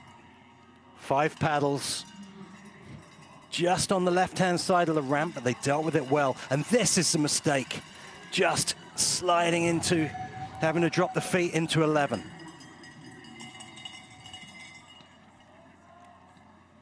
And then doing the same in 12 again, just getting thrown a little early to 12. And that's exactly right. Left, right, and left again. Eggert and Benneken won here in 2022 with Wendel and Alt in third, Gattenschurp for second. Now it's Eggert and Müller, new partner. They might just be one of the main challenges here. Eggert with great form, of course, around this course, and they're into the green straight away. They were 6th in Winterberg. They want to go better than that here. Nice top section. I really like that middle entrance to 5 for the doubles. It looks super smooth. Just falling out there, but keep it together. Müller doing his job, stabilizing the sled into 11. And a good curve 12 as well. Starting to mount the challenge as they go around Dinger late into 14, almost up to the roof. It's not the first time we've seen that mistake, and it's cost them time. You can see it's cost them time. The hand goes down, they're unsteady, and they're second, and those mistakes cost them. They were still mega quick, but not quite quick enough. Wow, that was looking like such a great run. But that super high entrance to 14 really costing them. And then finish curve, as you saw, the hand coming out of the sled, not something you see often, especially on doubles. You see them just falling out there, skidding, and high up to the roof. And then using all of that steel to try and stabilize the sled, and they do. Well, they know they've left plenty, don't they? They've left plenty there, so they're going to be in with a massive chance. And that second run to come later on today. Stoy and Kindle go next. Wolfie Kindle, the busiest man in this sport. 4th in the Olympic test event. Stoy and Kindle up there with the very, very best. They burst away here. Just outside Di Gregorio and Hollander. So far, nobody has been able to overhaul the USA pair who went first here. We've already seen Summer Britcher leading the way in the women's singles from first. Are Di Gregorio and Hollander going to do exactly the same? At the moment, you have to say it feels likely, because Stoy and Kindle still in the red here. 25 thousandths of a second. It's going to have to be a perfect bottom section as they go into Dinger. Little high, but they get away with it. This straightaway has to be perfect, and it is, but 47 thousandths back, 400ths back. 4th for Stoy and Kindle. Touching distance. Just a 10th in it between 1st and 4th. Shaping up to be an incredible second run. 7 to go. Just bumping onto start curve. And then round the finish curve, stretching out the finish line, a deceptively long way away from the exit of that curve. You come around that finish curve and your work's not done. You've still got to negotiate a short straightaway until you break the light.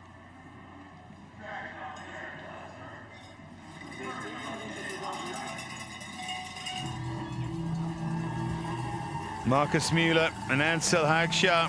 Müller from Brookfield, Wisconsin. Under 23 world champions in this event. Teamed up as juniors. Hagshaw from Framingham, Massachusetts. What time they've had lately. Can they challenge their teammates? Can they get up into the top 2 or 3 with them. Let's see, Müller and Haugschar trying to challenge that time. That first split here, just outside it, but still in touching distance.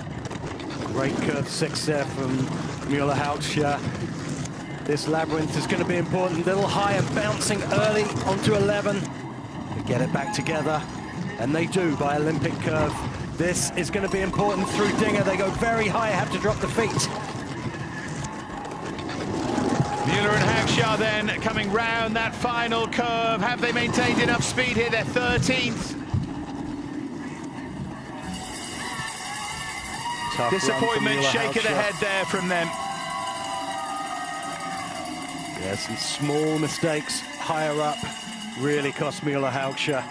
And you just saw them with that mistake out of Dinger as well. But that start curve where you bounce on, that cuts a lot of time. It really does, and really affects the run. As we know, a good start multiplies down the track, any advantage at the top. But you see them just hit the nub of the entrance into finish curve as well, and when you're going uphill, that bleeds more speed.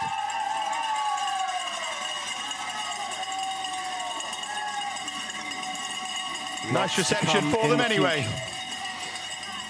And lots to come in the future from these two. They're such an impressive team. Chmielewski and Gankarczyk now 14th in the Olympic test event. Chmielewski, the veteran of the sport, partnered with Kuba Kowalewski in 2 Olympic Games. 12th in 2018, 9th in 2022. Now with Michał Gankarczyk. Of course, the ice getting maybe a little slower now, a little harder for these later starters, and they're well outside that time of Di Gregorio and Hollander, who more and more are looking like they're going to be leading going into the second run. Yeah, this is going to be an attempt for Chmielewski and Gankarczyk to have a go at the top 10, I think. 13, that's a great curve, 13. And 14 as well, that's one of the best we've seen from the Poles. Just hitting the left wall, though. 15th position, still space, still things they can do, mistakes they can fix for that second run. Yeah, you could see clear errors there, couldn't you? Particularly down towards the bottom part of the course from the Polish pair. Yeah, taking the scenic route on the start as well. A little bit left and right down the ramp. Just falling out here, but stabilizing the sled well. That 13-14, I think one of the best we've seen today.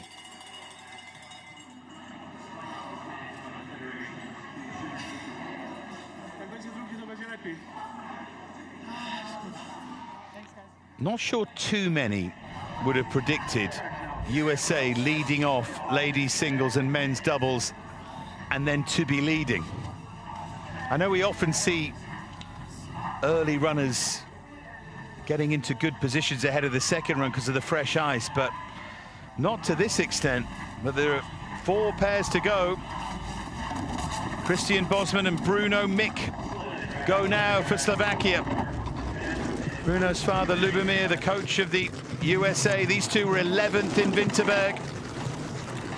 Can they improve on that here? Still juniors, these two as well.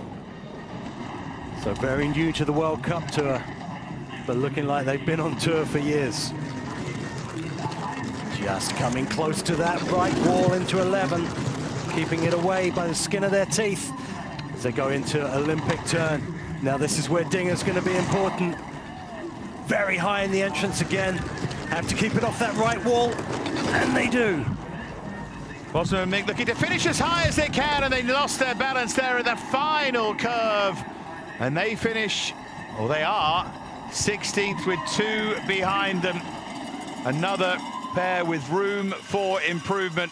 2 Ukrainian sleds to come, followed by Jubai and Huo, Chinese pair, and the Romanians of Gitlan and Serban. Getting down towards the final moments. Now, I know you like and you're very good at predicting things, but I sort of threw the question out there, Mark. Not too many would have had it this way, would they? Not in the ladies singles and the men's doubles. No, I mean, that that home field advantage really comes to play. But I don't think anyone's expecting that, especially with athletes coming out of Nations Cup. Turned out that high finishes in those Nations Cup races have put people in good shape here. There might be a lesson there. Panchuk and Mutz go next then for Ukraine. They were 17th in Winterberg. Maxim Panchuk and Andriy Mutz. You wouldn't expect them to be too close to this time of Di Gregorio and Hollander, but just 0.2 of a second outside it. But as things develop down the course, it's got harder and harder for these later starters. Just a little tap of the toes going into 11. Good curve 12 though, a little high on the exit. Through Dinger, just hitting the right wall into slingshot. Feet down through the curve and hitting the right wall. They've lost so much speed, you could see it there. Limping towards the line, 19th for now, the slowest that we've seen. 3 to go, only 2 are going to miss out. Who will it be? They're still just about in there, but they're disconsolate with that 1.733 off Di Gregorio and Hollander, way behind. Yes, you just see that, and we talk about the inter-team rivalry again. 3 Ukrainian doubles teams in this race, and they're going to be fighting to be top dog for their country as well. Moving into Milan Cortina, as we see that big hit just before the finish curve, those uphill curves, so unkind to the clock. Got to put it behind you. Daniil Martinsovsky and Bogdan Babura were 16th in Winterberg, just ahead, talking of that rivalry, just ahead of Panchuk and Mutz. Can they get ahead of them here and push them down into 20th? They're going to have to, I think, to continue in this event. Energetic start from Martinovsky and Babura. Again, outside Di Gregorio and Hollander. Try and make up as much time as they can on the top part of this course as they start to accelerate down it, but they're still in the red here. They're over 1/10 of a second behind the Americans who lead the way at the moment here. Daniil Martinsovsky and Bogdan Babura. Just having to dab the feet out of 10 into 11. But Olympic turn 12 into Dinger, looking good. Just skidding around there, having to drop the feet again. Now can they salvage something from the finishing straight?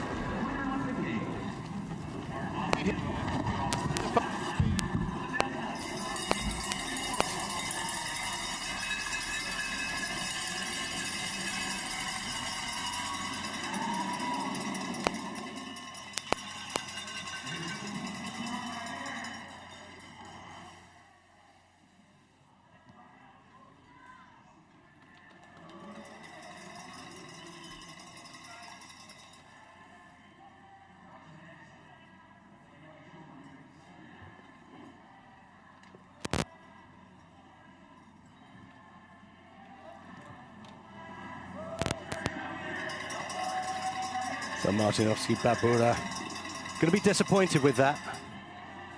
It was a challenging run for them as we get back to the top of the track, or well, to the double start with Gitlan and Serban. We've seen these last season.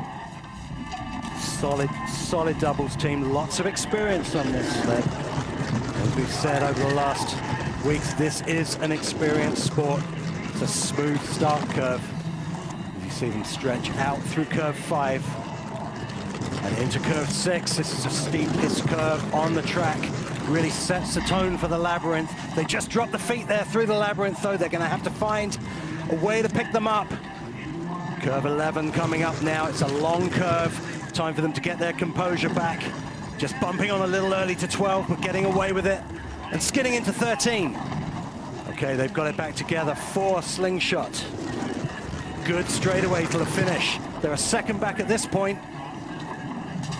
And crossing the finish line, Gitlan Serban into 19th place with 1 sled to go.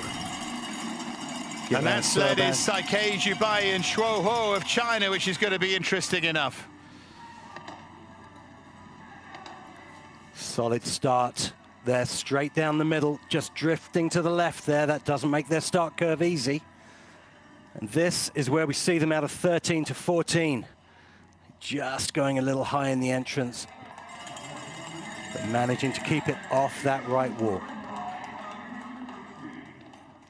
All smiles anyway. So Panchuk and Mutz are going to miss out. Jubai and Ho go here. Jubai likes to play basketball when he's not losing. Regular top fives in Nations Cup. They come second and one in Sigulda in Nations Cup. Good results on really technical tracks, these two. Both of them Olympians from Beijing, outside that time of Di Gregorio and Hollander. Remember, their target is Hoy and Kashmar, who are currently 20th. That's 1.524. Outside Di Gregorio and Hollander, who are going to lead going into the second run. Jubai and Hao just under half a second behind at the moment. They're giving themselves every chance here, the Chinese pair. Very late to 11, almost up to the roof. And a loopy line through 12 as well. They're going to have to find some composure here. Feet down as they go through slingshot onto the straightaway. Yeah, there's not much composure there, is there? And they've gone, have they? They're going to finish, I think. Maybe not that uphill finish, but they lost the sled completely. And it ends for them like that, disconsolate and desperate. And Jubai and Ho will not be joining us for the second run. And let's hope they're okay here. They need someone to come in and stop that sled from sliding back. This was where it started, in the labyrinth. You just see that those labyrinth curves at that speed, they get very short very quickly. This is a view into curve 11. You see them just going towards that right wall. He did a good save there, but this is where the drama happened, hitting that nub into the finish curve, sled going sideways, just managing to get across that finish line. Yeah, they did finish.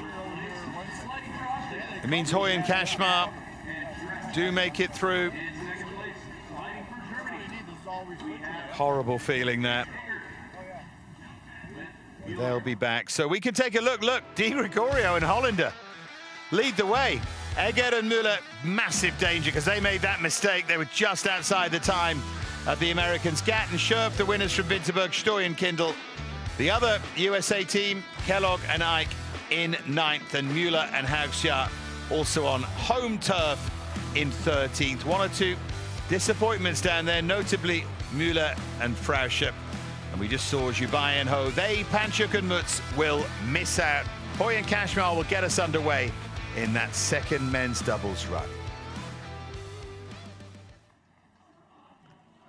So, women's doubles run number one to come very, very shortly.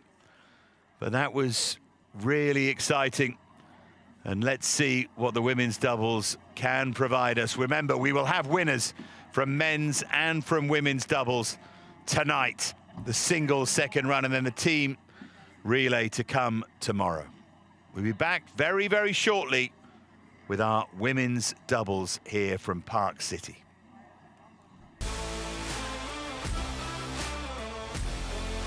Welcome back to Park City, or indeed, as I always say, welcome to Park City in Utah.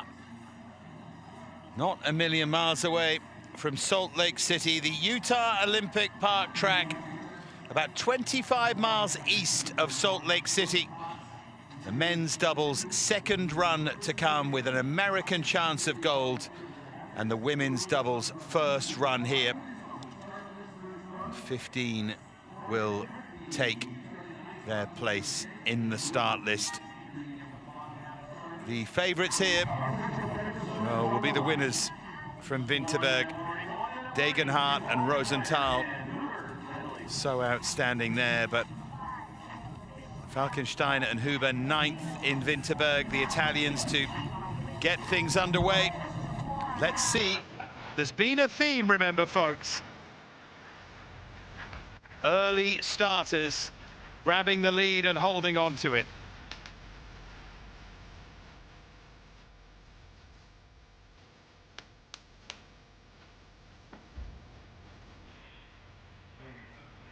second in the Nations Cup earlier on. Nadia Falkensteiner and Annalena Huber just making absolutely sure that everything is right here.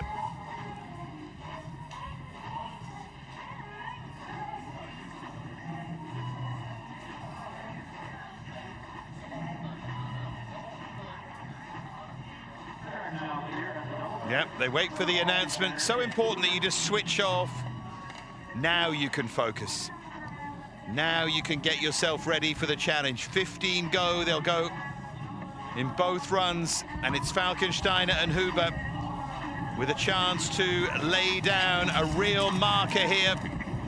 Furter and Oberhofer, their teammates will go fourth here, but it's Falkensteiner and Huber.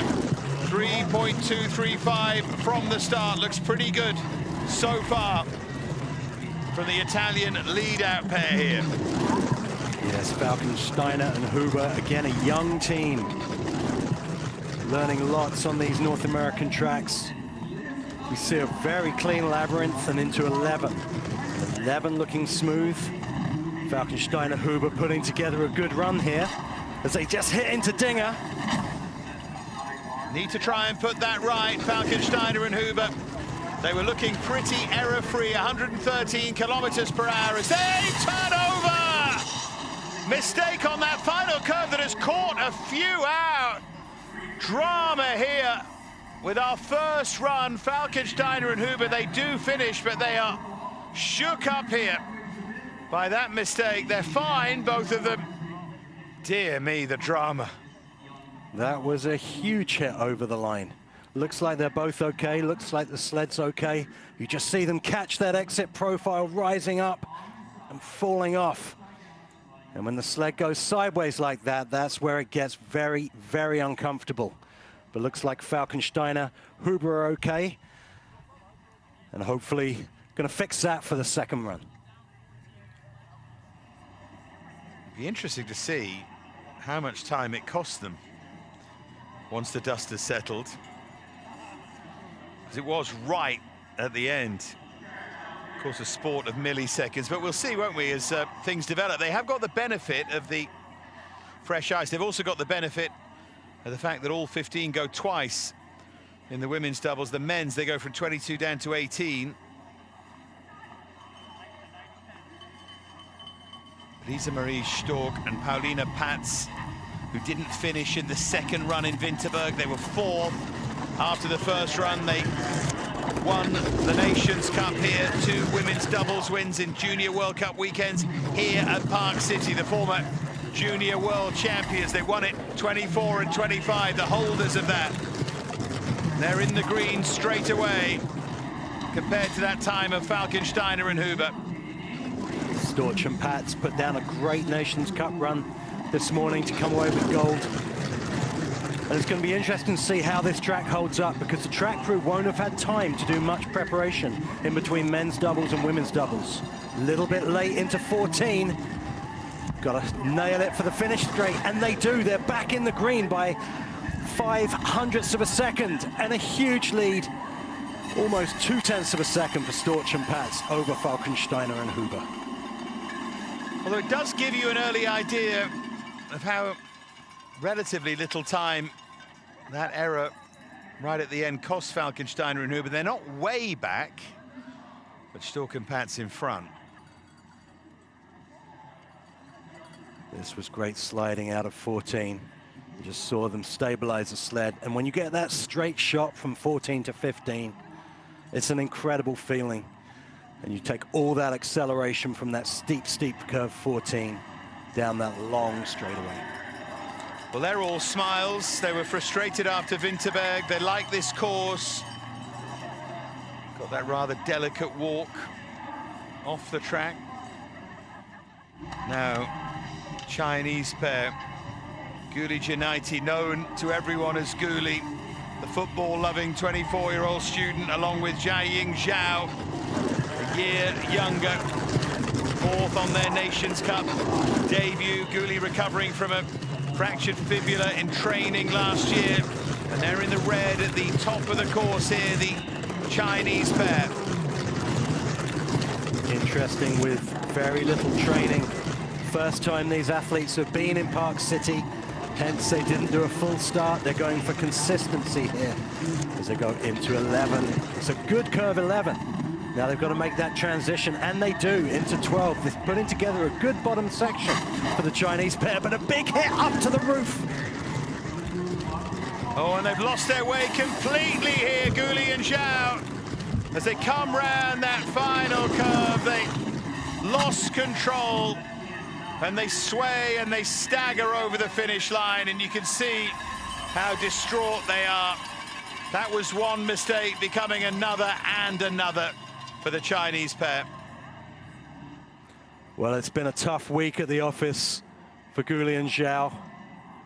As you see, there's no shame in this. This is a young team, first time on the track when you only have 5 runs to figure out all of those curves. But that's a big mistake where they went up to the roof and they almost stuck the exit and just caught that exit profile on the right. And once those things start ping-ponging, it's very difficult to stop them.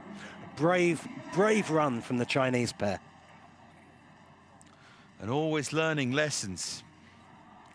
That's what all sport is about, learning lessons and trying to get better. Over 3 seconds behind. And they'll get another chance in the second run today. But now, the pair who won here, Park City, the last time we were here. Pair that's led the way in World Cup doubles in recent years. Furter and Oberhofer of Italy already ahead of Stork and Pats at the top of the course. Just so good. Dominant start. Building on that start, they've gone from 3 to 400ths. So this labyrinth, very tricky for the doubles, but they're looking like they've been sliding here for years. Great curve 11. Let's see how that tricky transition goes, and it's good. Through Dinger.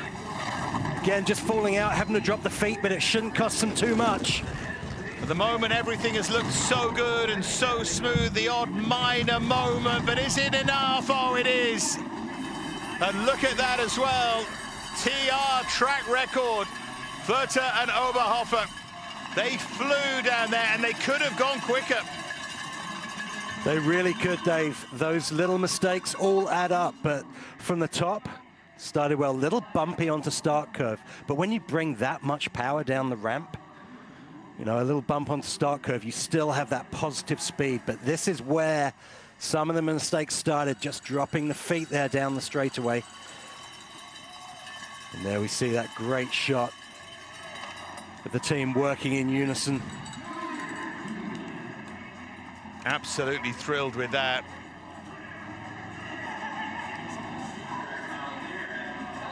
Other big challenges to come, notably, of course, Degenhardt and Rosenthal, who finished second to them here in 2022. Now it's Nikola Domovic and Dominika Pivkovska, both students, 5th in the 2020 Winter Youth Games.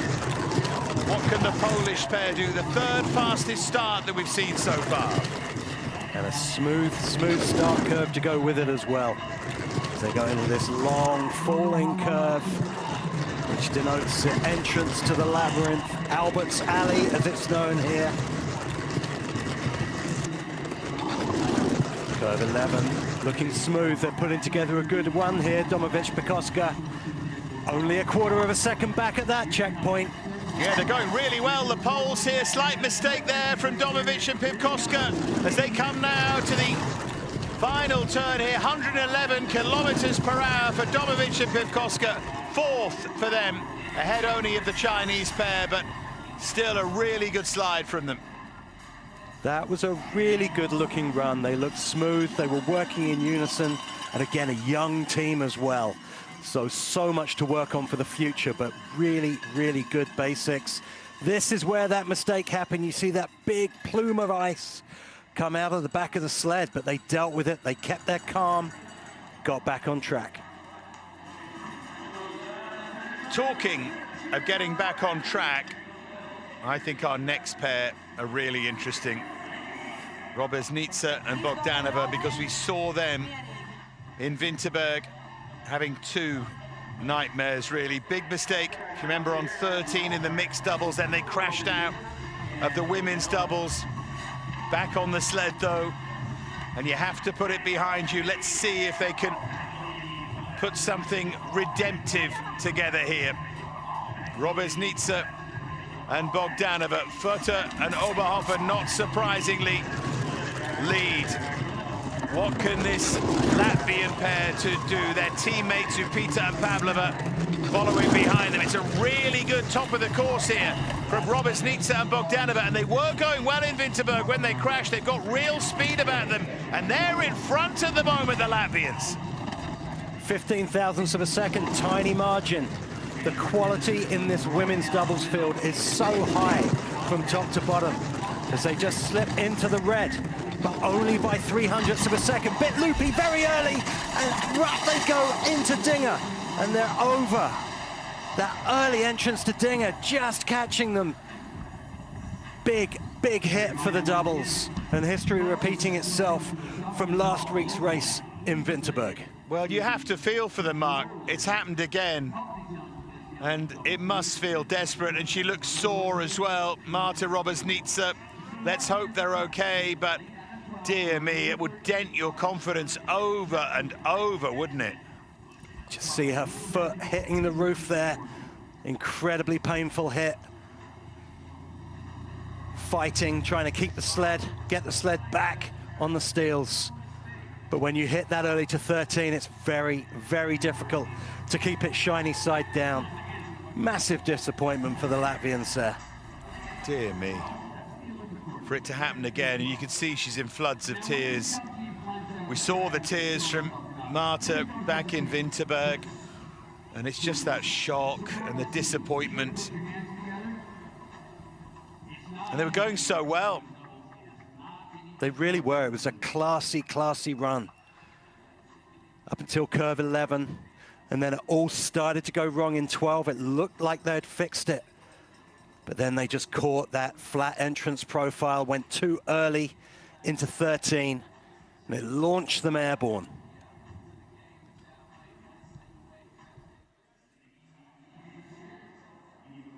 So we'll have a slight delay just to make sure that the athletes are okay and get them off the course. It's always awkward, isn't it? The ice, you can't do anything with the ice, of course, that they can't really help them in terms of traction to get off the course. It's part of the sport, but you can see how awkward it was for them. Upita and Pavlova, the next Latvians go, and of course we've got Podolsky and Allen, the Canadians, Forgan and Kirby, the USA pair, the brilliant Degenhardt and Rosenthal, who looked awesome in Winterberg, Eigler and Kipp as well. But poor old Roberts-Nitze and Bogdanova did not finish here, will not go in the second run. What a shame. So good to see them walking away from that crash. So make a huge impact at the top. The medical team here in Park City, one of the best drilled medical teams on the tour. Imagine this if you're Upita and Pavlova, watching your teammates do that, and now you go next. Upita with loads of experience, even though she's only 25. Pavlova, the teenager, the newcomer. Peter won silver in the World Championships with Zane Kaluma, who we saw just fail to get through to the second run of the women's singles. That was in Altenburg. Pavlova and Margita Sisnina, who we saw go well in the singles here, they crashed out at the Winter Youth Olympics in 2024, so none of these lugers are strangers to crashes. But to have just seen your teammates do that and you go next, it's tough. You've got to be so mentally strong.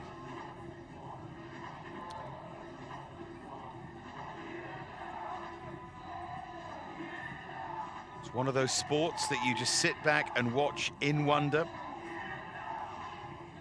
One of those who did it to a very high level is with us. Mark Hatton, the two-time Olympian. Not sure how you did it, psychologically, but you did. Incredible. And all singles athletes have so much respect for the doubles athletes. You take a technical sport and you make it twice as difficult. And these doubles athletes are tough from the top of the order to the bottom of the order. They take big hits and they get up and they go for more. So, got to put all of that out of your mind. Andrew Peter and Madara Pavlova, they were 6th in Winterberg. See if they can put another good 2 runs together here. Wörter and Oberhofer lead the way. Here go Upita and Pavlova. That looked a good start. Getting themselves settled here, but nearly 500ths of a second outside Wörter and Oberhofer. They've already got plenty of work to do at the top of the course here, Upita and Pavlova. 700s back at that checkpoint, but stringing together a good labyrinth here. This is where it's been tricky for a lot of the doubles, but they deal with it very well into curve 11. And there's that transition to 12 and into Dinger as well.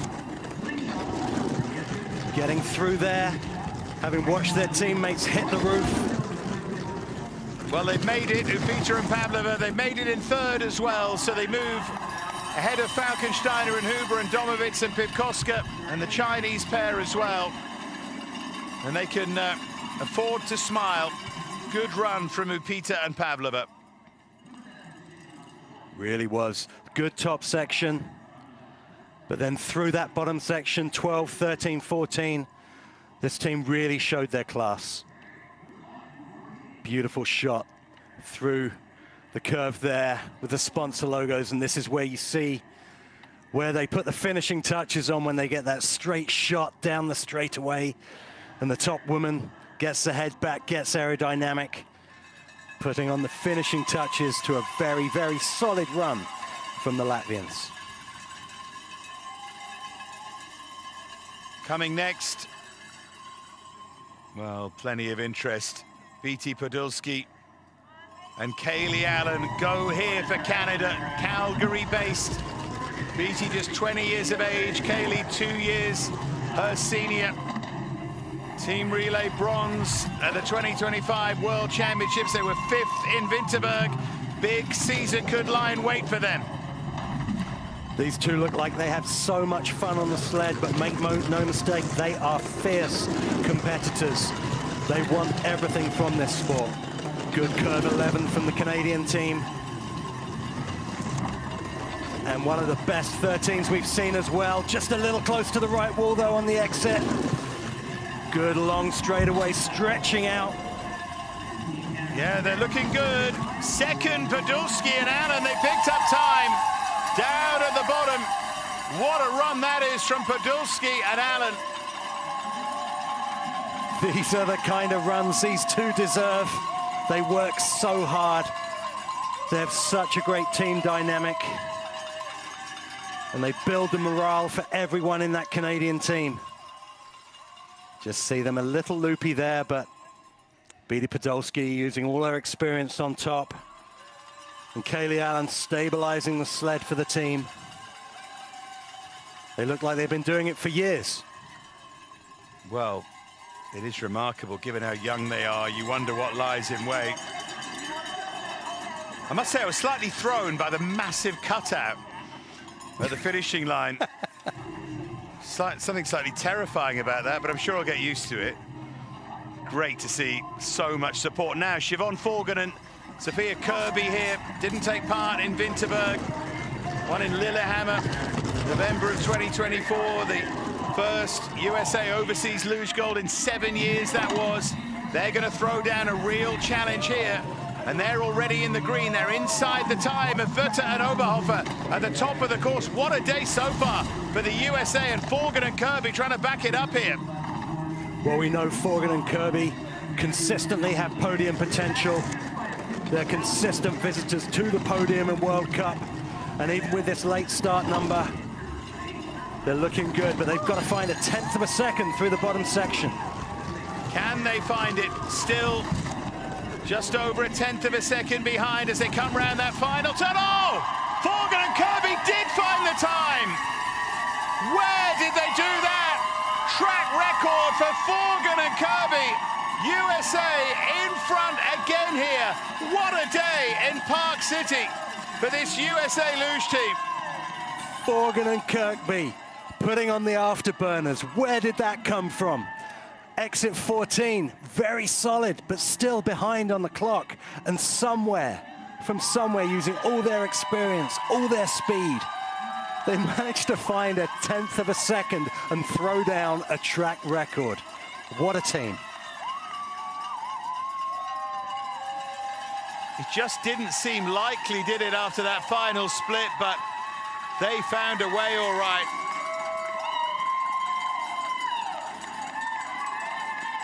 Nothing achieved yet, though.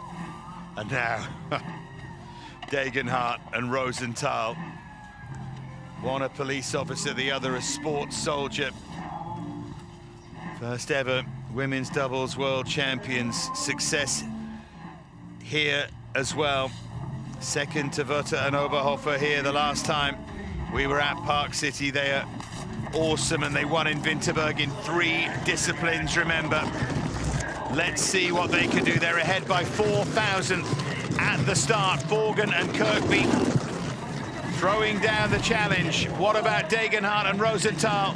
Still in the green here. They would have been pre-race favorites for sure, and they've extended their advantage over 200ths of a second now. Degenhardt and Rosenthal in front of the USA pair. But remember, Forgan and Kirkby made up an awful lot of time right down at the bottom of the course. Jesse Degenhardt driving this like it's a single sled, super smooth through those top curves and continuing the progress all the way down the bottom. This has to be another track record. What a run from Degenhardt and Rosenthal. Just remarkable. Track record by over 1/10 of a second. They are so good. And they kept their cool, they held their nerve. They got it absolutely right. See that, just that slide coming through, but still incredible sliding from Degenhardt Rosenthal. They can go back up to the women's start, to the double start, knowing that they left something out there on the track. Probably 1/10 of a second more they can find. Incredible sliding from the World Cup leaders. Look pretty happy with it. Egler and Kipp come next. Second in Winterberg, behind only Degenhardt and Rosenthal. Remember, a slow start from Egler and Kipp, but remember, that's only relative to Degenhardt and Rosenthal. The Austrian pair, absolutely exceptional, back-to-back world champions in women's doubles. Still outside the time, though, of Degenhardt and Rosenthal. But can they settle and start to speed through the next part of this course? Do not write this pair off. So they're 600ths back at that checkpoint. But as we say, Egel Kipp, such good aerodynamics on the sled as well. So they can find something through the bottom section. It's going to be tight. And they're back into the green. They go. Is it another track record? It is! It is! For Egler and Kipp. And again by over 1/10 of a second. The ice isn't slowing up here, I can tell you. Egler and Kipp knocked Degenhardt and Rosenthal off the top, who in turn knocked Forgan and Kirkby off the top. The track record has gone 3 times in 3 runs. What on earth is happening here, Mark? It is incredible sliding. If this is your first time watching women's doubles, you can see this happens every week. This is so close to sport. These athletes are all elite from top to bottom, as you would expect in the World Cup. But they threw down an incredible bottom section from 13 and 14 down the straightaway and into the finish curve. Egel and Kipp really, really did an incredible run down the hill. Stechkiv and Mock for Ukraine. They were 8th in Winterberg. Don't forget Eitberger and Machina, who are very, very quick, go next. That track record might not be done just yet, but first, what can Stechkiv and Mock do? First, they need a good start here. They've got that. Quicker than Egler and Kipp, who were pretty slow, but the 6th quickest start we've seen so far has come from this Ukrainian pair. Can they keep it going here? Stetskiv and Mock would be unlikely track record breakers, but they just fall into the red here. So much pressure, of course, with the quality of those runs from both Egler and Kipp and Degenhardt and Rosenthal, setting such a high standard. Curve 11 to 12, smooth transition, big start from the Ukrainian pair as well. Great to see after their big summer they had this year along the straightaway, stretching out. It's not going to be a track record, but it's still looking together a good run into the top 10 for Stetskiv and Mock. What comes next is going to be interesting. Eitberger and Machina. Yeah, I feel Eitberger and Machina are ready for a big result. They really are. Diana Eitberger was such an accomplished single slider, and she just took that form onto a double sled. But let's get it back to this young Ukrainian team. Again, big start at the top. Yes, they lost a bit of time on the way down, but I think they're going to be thrilled with that run, and they are.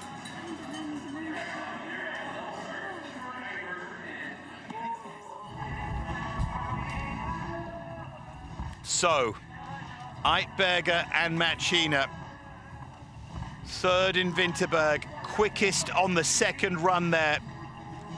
Very, very quick. The track record has gone 3 times. Could they make it 4?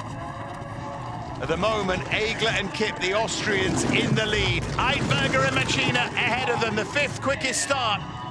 But it was down towards the bottom of this track where Egler and Kipp made up their time. But Eitberger and Machina still going really well, ahead at this split as well by over 0.03 of a second here, Eitberger and Machina. The benefit with having Diana on top of this double sled is she knows this track so well as a singles athlete. She knows the little idiosyncrasies that you have here in Park City. As we go to Dinger, good line into 14 as well, still in the green. They are in the green as they head towards the final curve here. Eitberger and Machina go for the track record, and they've done it. And again, it's by well over 1/10 of a second. Time after time, pair after pair, they smash the track record. And Eitberger and Machina, the latest to do it with 2 pairs to go, they are in the lead. You can scarcely believe what you're watching here. Absolutely incredible sliding. As we saw Eitberger knowing this track so well, we said she was due a big result, and she really is.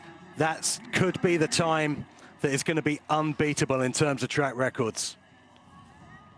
Well, she won the women's singles here back in 2022. Is she going to back it up with a doubles win here?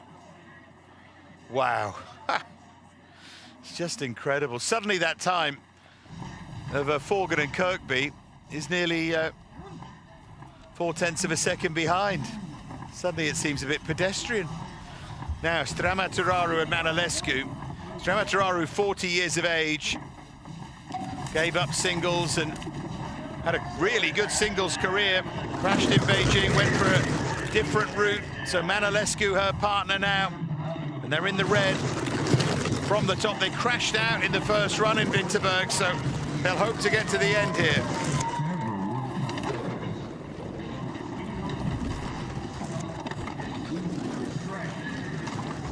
So Stramaturaro and Manolescu in the red, having to correct there. Both feet were down for a moment there. That will have cost them time. Nearly half a second it has cost them. As Stramaturaro and Manolescu again slide. Really big slide as they come down towards the bottom part of the course into that final turn. Nearly a second outside. And they're going to end up nearly a second and a half outside and into 12th, the Romanian pair here.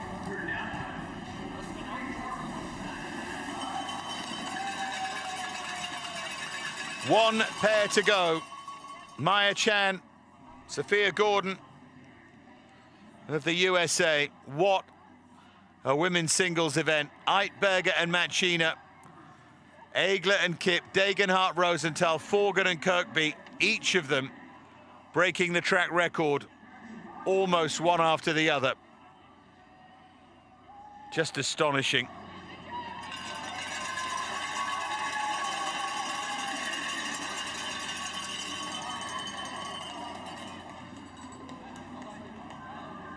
Well, they enjoyed that. The Romanian pair.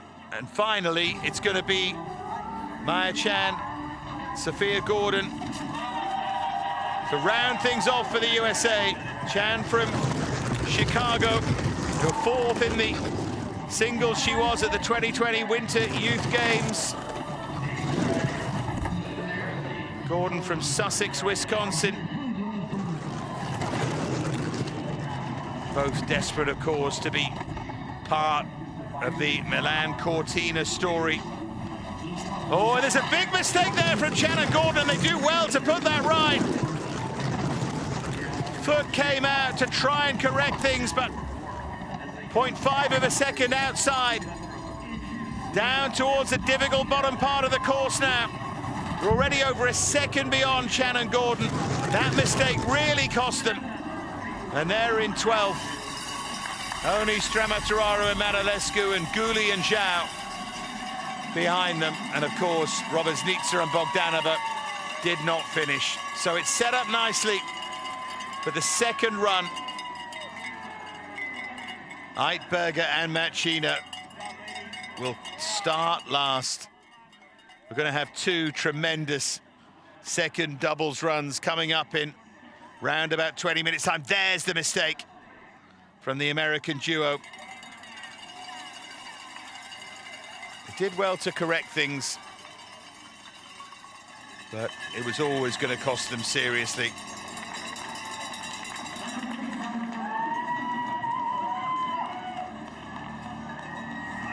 Green light anyway.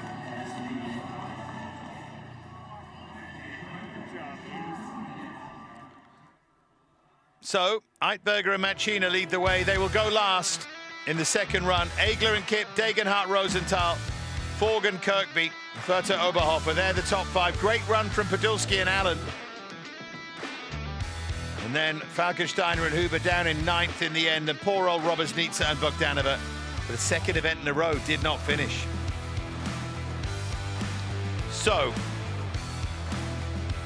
the conclusion of the men's and women's doubles is all going to start in double quick time in round about 20 minutes. Don't go anywhere. I think both second runs are going to be absolutely terrific.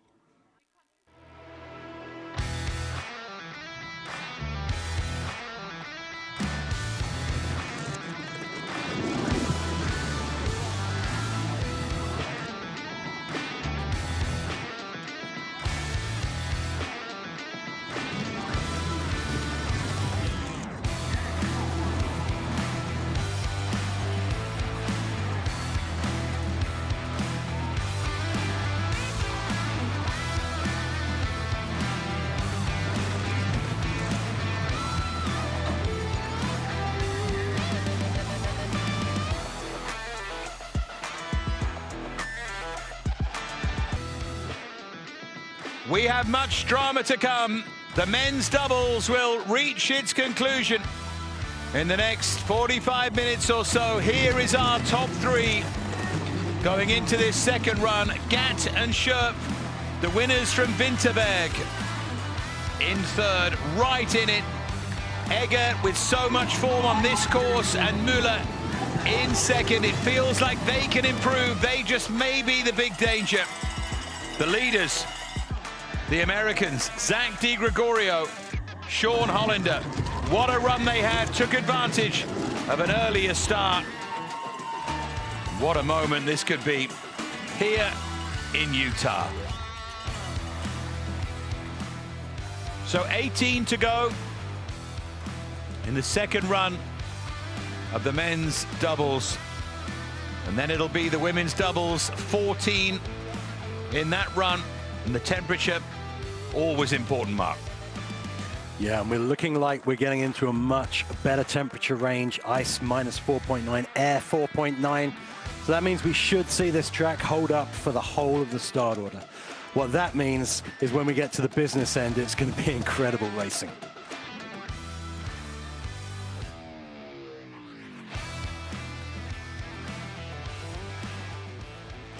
Track details there for you here at Park City in Utah. Here's a virtual look at the track. Love these. They look absolutely fantastic. 1,140 meters, the vertical drop, 104 meters, and there are 12 corners on this doubles track. Dinger and Slingshot have provided much drama so far. Frankly, the whole thing has. Here's the start as they make their way down the mountain. See those big curves. There's the Slingshot as we head into that finish. Uphill and difficult. And here's a POV for Mark to talk us through. Here we come into curve 4. This is the curve that the athletes come into from the double start. Into curve 6. This is a steep curve, just drops off the mountain. And this very fast, very technical labyrinth gets us into curve 11, where we've seen a few problems on the entrance. Now from 11 to 12, again, a few sleds going airborne there as well. And into Dinger, one of the signature curves named after Dave Dinger, Ice Meister extraordinaire, the late Dave Dinger, along the straightaway into the finish curve, which goes uphill and over the finish line.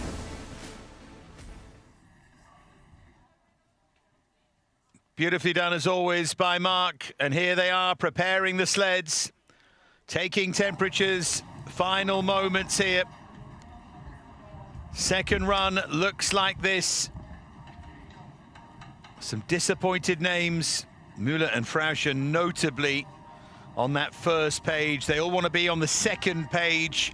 And even though there's a chance after a spritz and so on that you'll speed up and you'll finish higher, you're going to struggle to win from way back, I think, especially with the quality towards the top from Nagler and Malaya all the way to Di Gregorio and Hollander. What a story it would be if they could win here.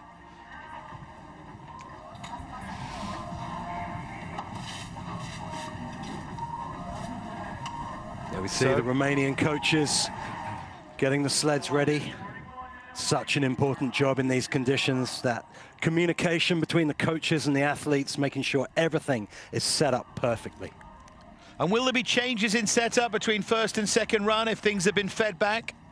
I think so. I think when we see the cold coming in, the track possibly not deteriorating as much, I think for the top teams, especially those top 5, there maybe is some small changes that the coaches make. Now, those of you watching at home, and I say this as a fight fan and someone who likes to box, doing that is not easy. It looks really easy the way he was doing it. You've got to have proper coordination to do that. The old tennis ball on the head, on the elastic. I'm sure there's a proper name for it. I can't think what it is at the moment. Anyway, the fact it's going to start's got me out of that. Martinsovski and Babora from 18 down, and it will fly by, and we know that. It's all about World Cup points. 16th they were in Winterberg. Can they get up and beyond and better than that?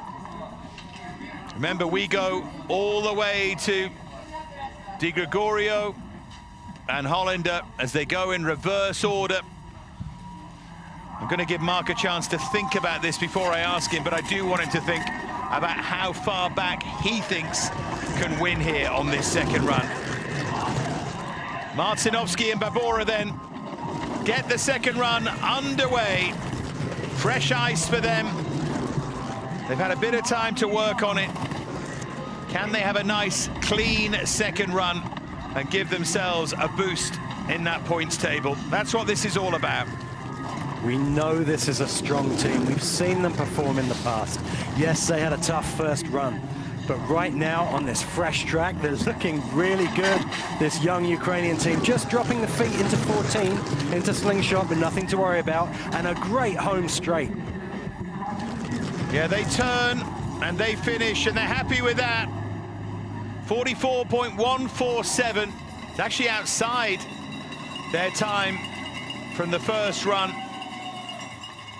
Back to the drawing board for them, maybe. So looking at this, how far back could it go? I'm going to go back to Wendel and Alt in 8th, because you can never count those guys out. Wendel and Alt, they make a habit of winning. They've got a big jump to catch up with Di Gregorio Hollander, but I think that top 8 is incredibly snug, and then you get into the top 5, and we're talking a tenth of a second. If I'd been allowed to write 2 names in an envelope, Those are the two I would have written that you were going to say. I know we have no evidence to prove that that's the case, but I thought that's what you were going to say, because you can't write them all. Handrich and Mostja, the Romanians, to go next. With massive respect to these athletes, 18, 17, and so on. The conclusion at the top is going to be so good. Kind of can't wait for these to be over. I know that sounds enormously disrespectful, and I don't mean it that way, but it's been such great racing here. But let's see if Handrich and Mostja can throw down any kind of challenge. They remain ahead, and in fact, they've stretched their lead over the Ukrainians. You know, high-quality field, and I think with only a handful of training runs before, even that first race run is working as a training run for some of these teams, because we're seeing a marked difference in their second run. Very high in the entrance to Slingshot, though. Got to keep it off that right wall, and they do.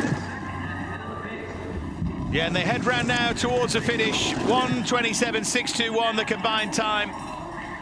Well ahead. But the Ukrainians knew that was going to be the case. Of course they did. Start curve, little bumpy, but this Romanian team so athletic, so strong. But this is where they went so high in 14, up, down, and then up on the exit. And you saw them just fighting to keep it away from that right-hand wall. And they did it very, very well.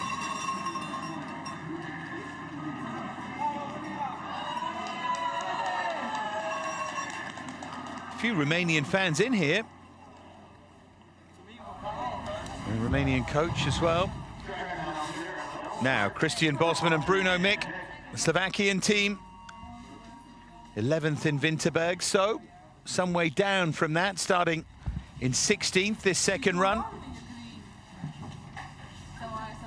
Remember, if you get it right, if you can be perfect, you can surge up this leaderboard.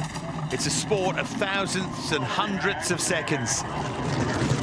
They started with an advantage and they maintained that advantage, Bosman and Mick, for now anyway.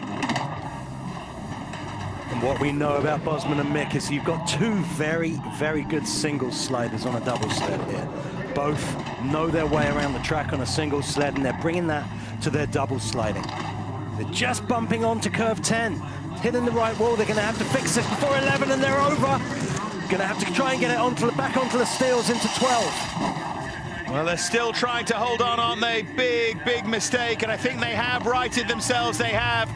It's a remarkable recovery, but of course it's far too little, much too late in terms of the time.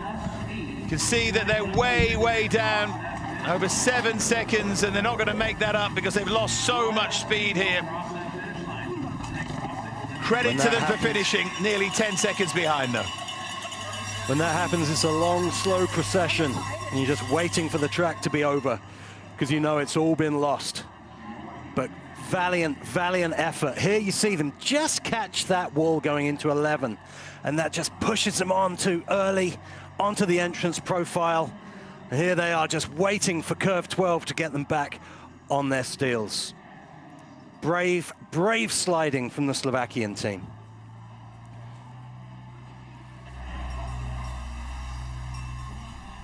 So for the moment, Handrich and Mostja enjoying the podium, as it were.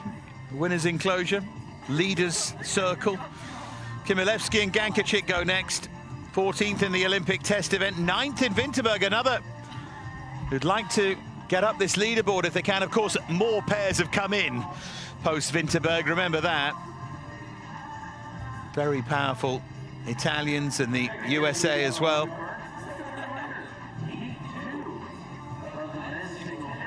'15th then, as we build towards what will surely be a dramatic conclusion.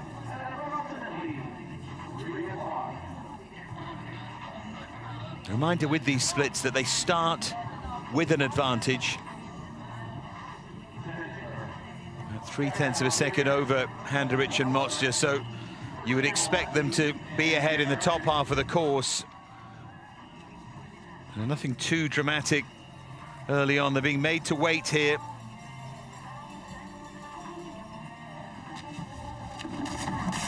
Get to see the other athletes, Babachak and Smee, getting ready in behind. There's no time to waste. Little wobbly there, Chmielewski and Gankachik, but get themselves back into position. Wojciech Chmielewski's such a big, strong man. You saw that on the start, ice flying. But as you say, Dave, a bit of a wobbly start curve, and that does cost them. But they're looking good through this upper labyrinth as they go into 11. Now this is a tricky transition, and they're through Olympic turn into Dinger. They dealt with that really well, didn't they? Again, a touch of a wobble, a little bit high there, close to that roof, but they managed to hold it together here, Chmielewski and Gankachik, as they come round that final turn. And they're in the lead, and they've extended their advantage over 0.6 of a second. That's a good run, a good second run from Chmielewski and Gankachik. They go quicker than they did in the first run, and in many ways, that's all you could ask.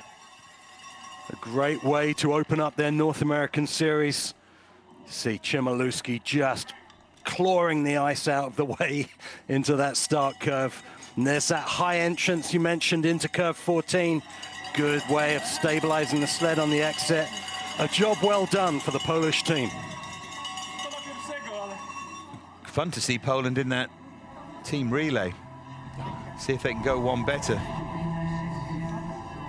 Don't forget, we build towards our American leaders, Di Gregorio and Hollander. What pressure there's going to be on them.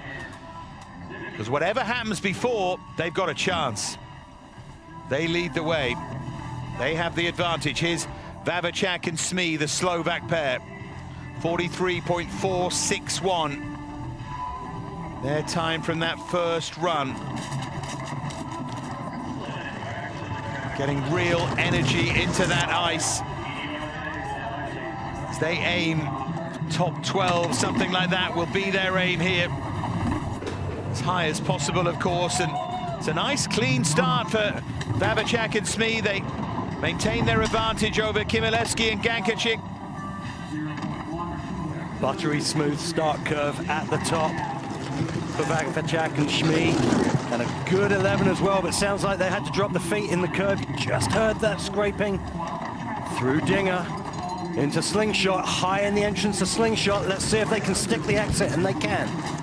Yeah, did that really well, and now they come round. They should still be in front. They are by 0.08 of a second. Vavacek and Smee take over from Chmielewski and Gankachik. Look at the struggles trying to stop. Not that they care. That looked painful. You saw his leg go behind him on the braking straight. Wow, very lucky there not to get further injury and braking. But here we see them down this labyrinth. They put together a really nice labyrinth. And then through the finish curve, stretching through. So it's a deceptively long way to the finish line from the finish curve. So you exit that finish curve and the job is not done. And it looks like he's possibly damaged that left leg on the braking straight. This is not good to see for the Slovakians. Yeah, they've got Lake Placid next week. Now then, Müller and Haugsjaer, look at that. 0.007 of a second is their advantage. They start in 13th. And the bare minimum, they want to finish this in the lead. A little wobble there as they head round that first corner. Let's see if they can keep it in the green as they go into 6. This curve drops away. They really build speed, and it's so important to have a good 6, and they do as they go through the labyrinth. Just dropping off 9 into 10, but nothing to write home about. They had a nice smooth 11 as well. Now this transition's critical, and they do it well, as you would expect from the home team. Stringing together a great run here, Müller-Haugsjaer. Yeah, Müller-Haugsjaer really building something here. They're going to finish surely in first place. 1:26.717. They extended their advantage. Müller and Haugsjaer set the standard. They're not going to win here, but they might just push themselves into the top 10. The leaders for now, as the big names start to line up. See them just falling off curve 8 into 9. But they had a good, kept his composure going into curve 14, into Slingshot. Just saw him dab the feet. But using all that experience of those hundreds of runs they've had here just to keep its cool and fly the sled out of the exit.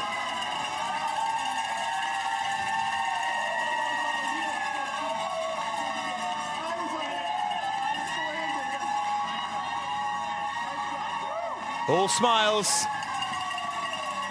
Now then, the world champions, Hannes Orlemwende and Paul Gubitz, starting in 12th, not where they want to be. Can they make up some time? Can they even lay down a challenge? Start time is a good one from Orlemwende and Gubitz. Little mistakes in that first run. If they put them right, they could put something special together. We know how capable they are. And they have the advantage by 0.05 of a second over the American pair. And we know how well they went in that second run. Just a little bit of a drift there into that curve from Orlemwende and Gubitz. Go into Olympic turn and then into Dinger. Looking good, skidding sideways into slingshot, but getting away with it. Feet down, feet back up. They should be our new leaders. Oh no! And they're not, by 0.08 of a second. That'll teach me to try and predict. Every 1,000th counts. So they are not the new leaders. So the USA pair will move up, but now it starts to get serious. Müller and Frauscher go next. See this little skid going into 14. Just keeping their cool, stabilizing the sled again. Just had to dab the feet on the exit to make sure. But probably not their greatest run. We know what these guys are capable of. And these are the fine, fine margins in luge. 0.08 of a second. Müller and Frauscher then. Third in Winterberg. Strange music plays up at the top of the course. Can they post a real time here? 0.05 of a second in front, just consolidating that advantage from the first run. Now they'll start to get serious here. Müller and Frauscher looking for clean lines, looking for perfection on this second run. They picked up some more time. 0.08 of a second in front now. They're going well here. Müller and Frauscher, but the feet had to just go down there. Müller, Frauscher, we know what these guys are capable of. It was a beautiful top section, apart from that small mistake. Another little wobble into slingshot, but they get away with it. Now they've really got to do something special here. They're 0.04 back. Yeah, they drop back here, Müller and Frauscher.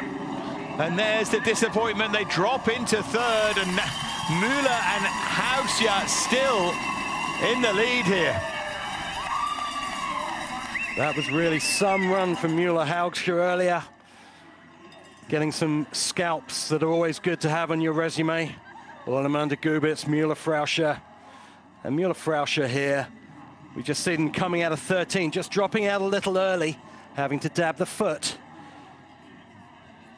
But again, out of slingshot, sticking the landing, as it were, and putting themselves into third place. Tell you what, this is turning into a curious event. It is not predictable, is it? The world of the Luge World Cup, and all the better for it. Rieder and Keinswalder, so many tiny variables and such tiny margins. This is what happens. We're into the top 10. The Italians, Rieder and Keinswalder, go. We know how good they are. So close to the podium in Beijing, 5th at the Olympic test event. This is a pair that means business, but one that wants to be higher than 10th after the first run.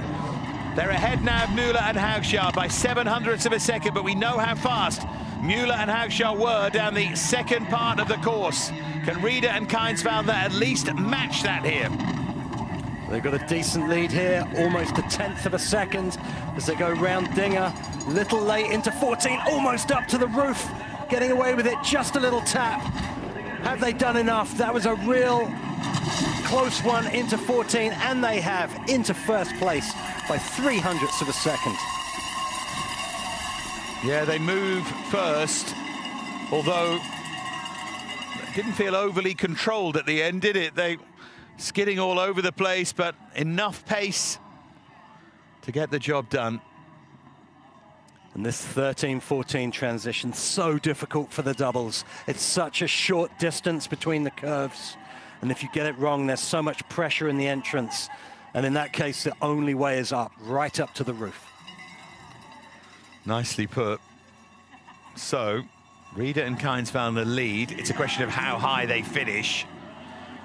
Big day for the USA.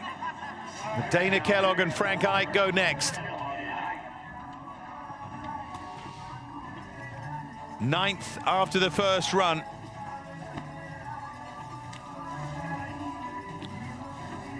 Multiple top 10 World Cup finishes, 12th in the Olympic test event.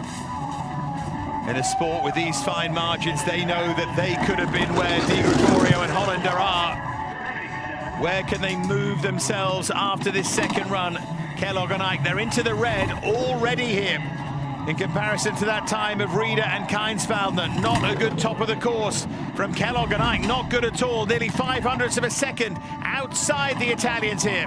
As we head towards this next split, and again, the foot goes down, the correction there from Kellogg, and they're going to be outside it again by over 1/10 of a second now, really sloppy from them. Yeah, big problems in 11-12. You could hear the sled fall out of 11 in the middle. Let's see what they got round the finish curve, but it's not going to be enough. Into 4th place for Kellogg and Ike. Back. They clawed a little bit of time back in the bottom section, but I think for the home team, that's going to be a run they'll want to forget. Yeah, it was almost a little bit skittish there. There was just too much wrong with it. Now then, according to Mark, our potential winners start now.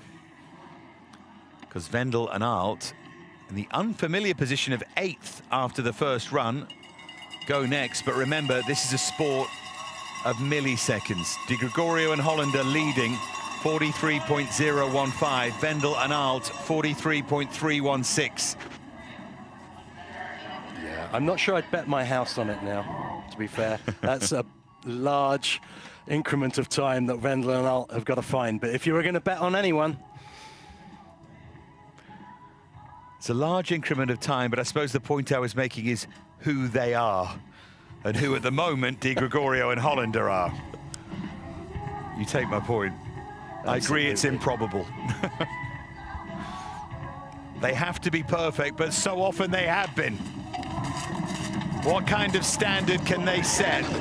We will get an idea. Over 1/10 inside, but great starters already with an advantage. That's no great surprise. What matters is how they make their way down this course. It looks good at the moment, increasing that advantage over Rieder and Keinsvallner. Perfect curve 6-7 and almost an inch perfect labyrinth, and look at that flat line from 11 to 12. They're really mounting a challenge here, as you would expect from the Bayern Express. A little high in 14 again, but keeping their nerve. Still in front though. It's a question of by how much. They do lead. They didn't extend by much though. 0.124. They're going to need mistakes from a few in front of them, and they know it. They didn't fly as they could have done, and that is a disappointing day's work so far for Vendel and Alt. They lead though. So we just saw through the bottom section, they got thrown up high in 14. This is them going round Olympic turn into Dinger. Didn't look too bad at all. But then from Dinger to 14, you saw them just go a little early, and then it just get thrown up into the entrance of curve 14. Tough place to be, close to that roof. So, 2 Latvian pairs now, 7th and 6th first, Sevic, Mikkelsevic and Krasts.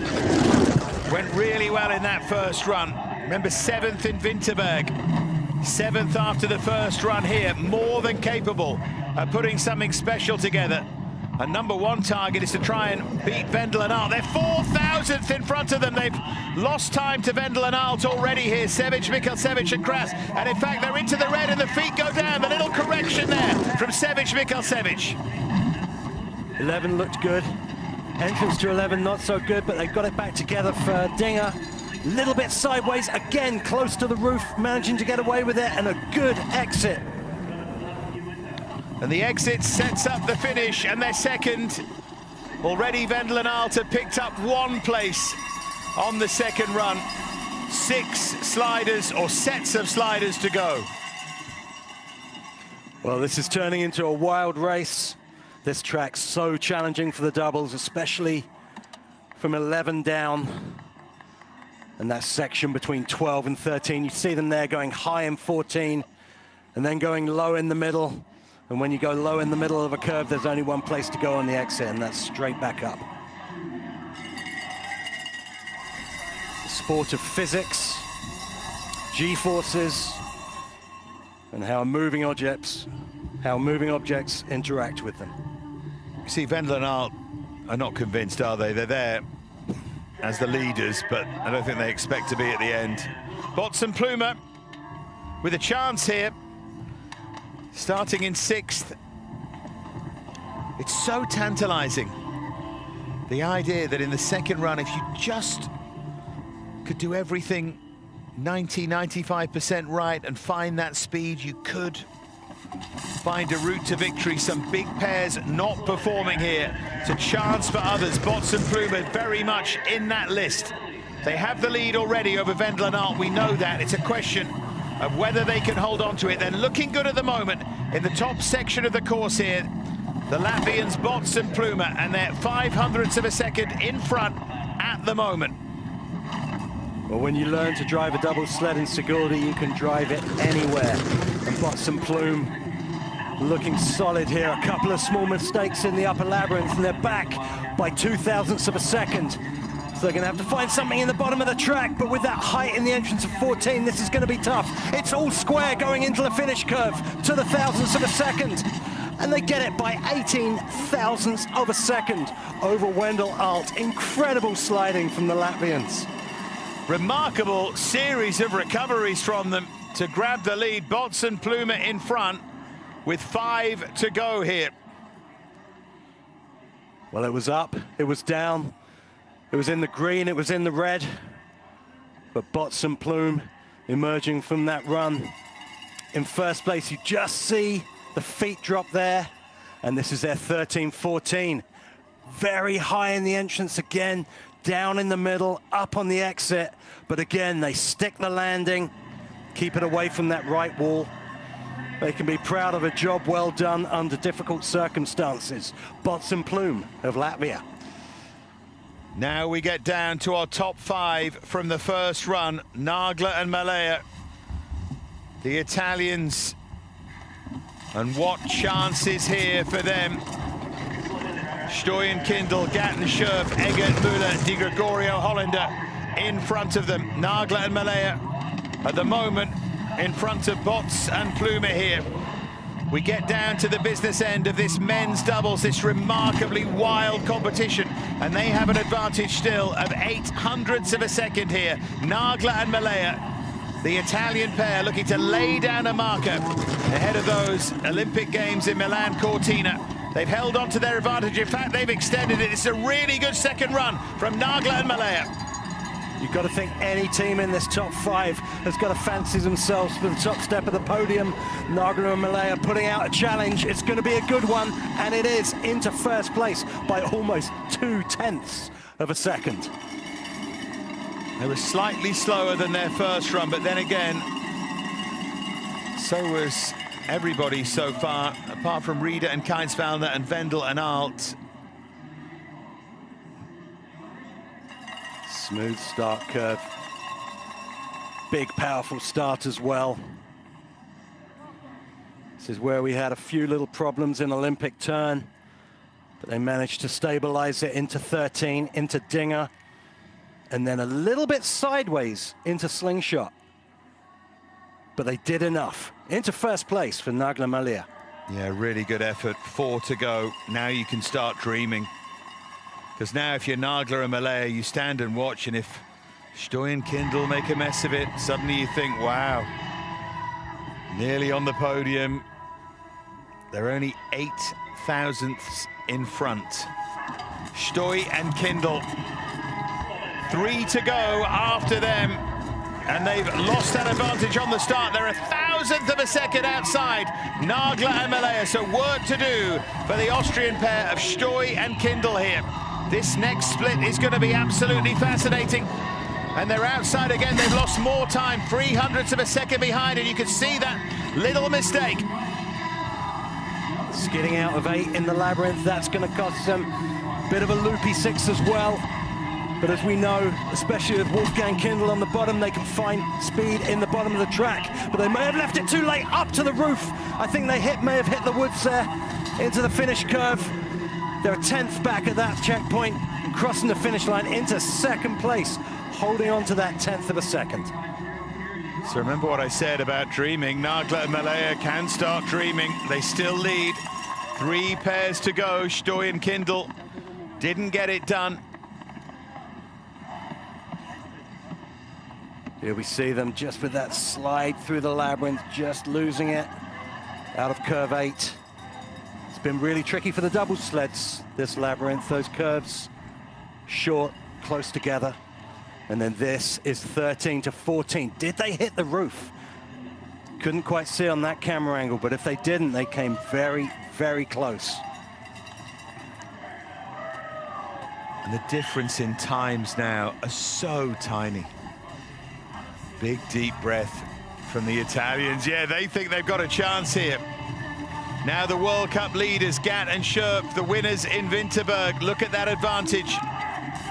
It's 100th of a second for Gat and Scherp. That could fly away on the win, but they've managed to increase it. They've doubled it here. Gat and Scherp, the masters at keeping themselves together under pressure. Can they do that here with Nagla and Malaya having laid down the law already? Let's see this next split. No, they're outside it by 9,000th of a second. A little bit of a loopy curve 6, that may have cost them, but they're still in touch. They're back in the green. This is going to be so tight as they go round 11. Now this entrance to 12 is tight, but they get away with it into Dinger. And one of the best 14s we've seen so far out of Slingshot. But they're in the red at the moment, Gat and Scherp. They've got to make something happen on that final curve. They don't. Nagla and Malaya still lead the way. They're on the podium for sure. Gat and Scherp into second. 2 pairs to go, and the Italians still lead. This is the business end, and such tight racing as we see this transition here. Just falling out. Just tapping the wall, going high in the entrance of 11. That takes away a lot of the speed they built through the labyrinth. And they did some good sliding in Olympic turn. Almost went on their faces out of the finish turn. Managed to keep the sled upright. But this is coming down to the wire. It really is. Look at the advantage of Eggert and Müller here. Nearly 600ths of a second. Felt like they would have been the leaders, but for that one error. We know Eggert won here in 2022 with his old partner Ben Eck, and Eggert with all of that power at the front of the sled. Good start. They've increased that advantage by a 100th of a second, up to 700ths here. Eggert and Müller going well at the top of the course. Nagla and Malaya, remember, with Di Gregorio and Hollander to go. They've lost 200ths of a second, Eggert and Müller, but still they have the advantage here, Mark. Looking good through the top, beautiful curve 6, and then into 11. Again, a good flat line through there. An Olympic turn, also turning on the class as they come out of 13. A little bit late, but they'll get away with it on the exit. Will they? Keeping it off that right wall. Now they come round towards the finish. It's going to be remarkably tight, but they've done it. Eggert and Müller into the lead. It's over now to the Americans. Eggert loves this place. Leads here with Di Gregorio and Hollander to go. 1 pair remain. The Germans lead. Well, we saw on that first run how much time they left out there. So no surprise that they threw down an absolutely storming run. This is that curve 6 line, flat, aerodynamic, good exit into 7, so important on this track. And when we see them crossing the finish line, you can never count these guys out, especially Tony Eggert, with all that experience, all those medals at home in his sock drawer. And now it's down to the Americans to do something special. Imagine being them right now. Golden December 2023 World Cup in Lake Placid. First USA gold in World Cup men's doubles since Grimet and Martin in 05. These two have done it before, and they have the advantage at the top of the course here over the powerful Germans Eggert and Müller. What moments these are for Zach Di Gregorio and Sean Hollander. Have they maintained? Yes, they have at the moment. Di Gregorio and Hollander going for gold here in Park City, and going well. Building that lead by a couple of thousandths. This next checkpoint is going to be crucial. A little early to 12, but they get away with it, and they're extending the lead. 13-14, as good as we've seen all day.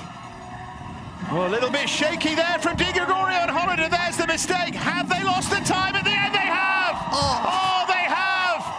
Eggert and Müller win gold. They blew it right at the end, and they can't believe they've done it. They were there all the way, Di Gregorio and Hollander.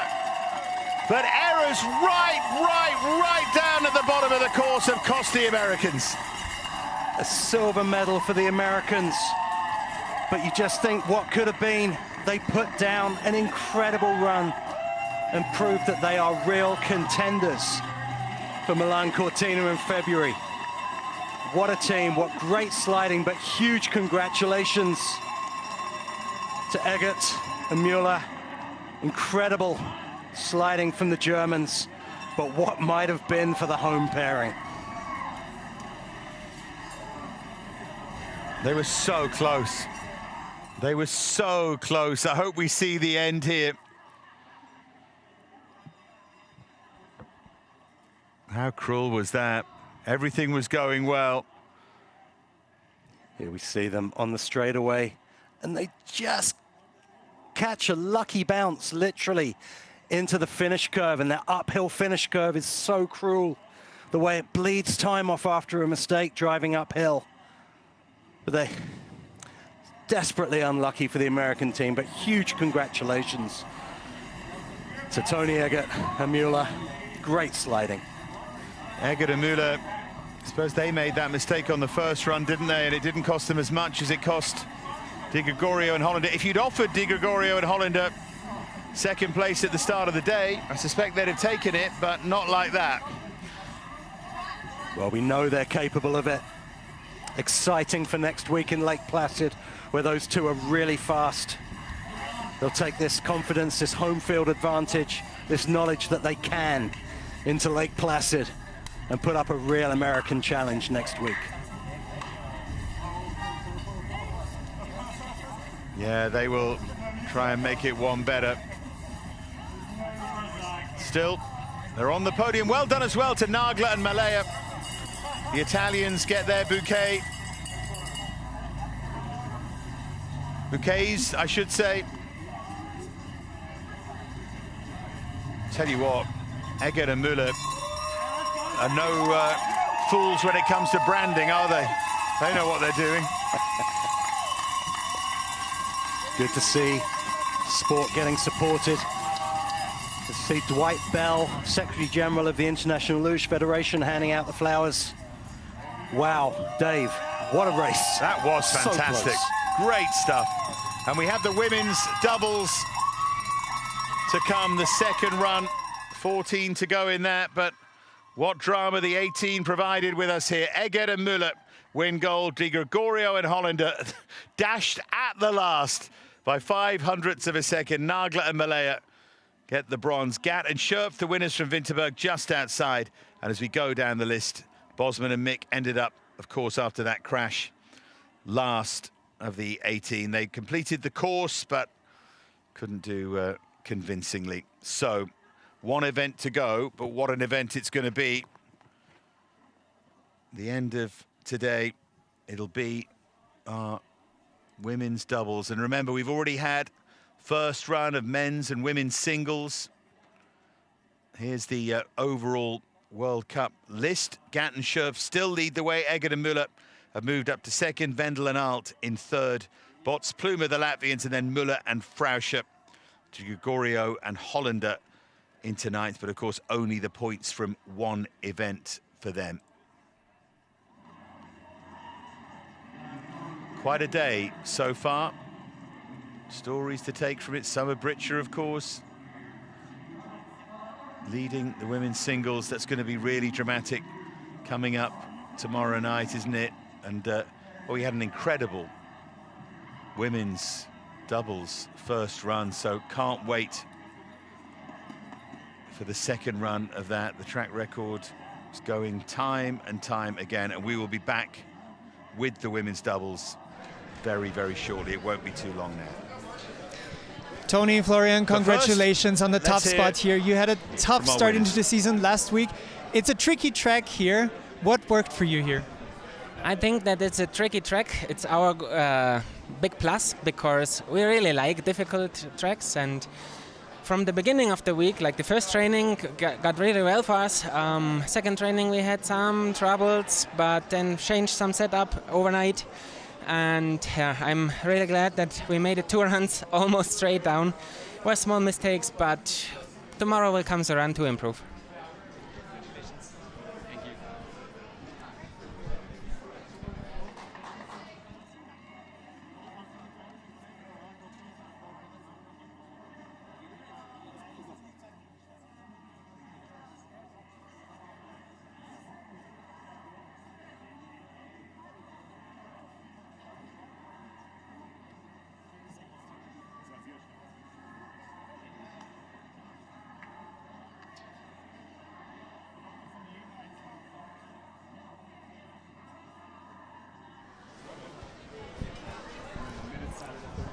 Guys, congratulations, a win on home turf. It's been quite tricky here, challenging conditions. How did you prepare for this track? Yeah, this was our first time here this season, so it was a tricky week. We didn't have a single clean run going into the race, but we knew we had speed, so we were excited for it, and then we got to put down 2 good runs today. Next week we're in Lake Placid. What are you going to take from this week to your home track next time? Oh, we're just going to take all the momentum. I mean, we had a great race 2 years ago in Lake Placid. We're just going to take this momentum into that. Thank you, guys. Congratulations. Thank you. Appreciate it.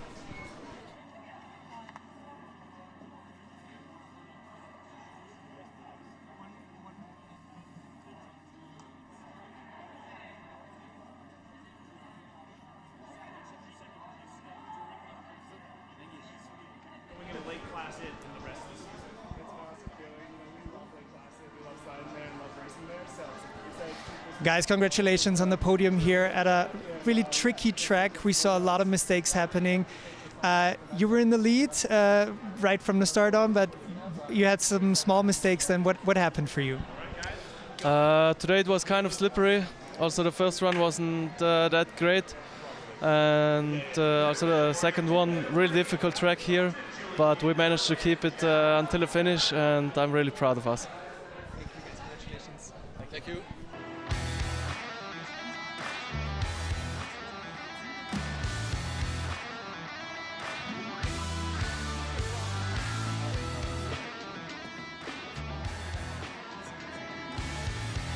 So the women's doubles second run takes center stage. Here are our top 3. Degenhardt and Rosenthal. We had this remarkable end. If you were with us earlier, you remember it. Track record went again and again. Forgan and Kirkby first of all, then Degenhardt and Rosenthal, then Eigler and Kipp edged ahead of them. And guess what? Eitberger and Machina decided they wanted the track record. It was just astonishing, Mark, wasn't it? It was some of the best racing we've seen for a long time from Diana Eitberger and Machina. As we said at the top, they were due a big win or a big run, and they put themselves in a great position for the second run. Just great sliding from the Germans. So only 14 go after one of our 15 crashed out.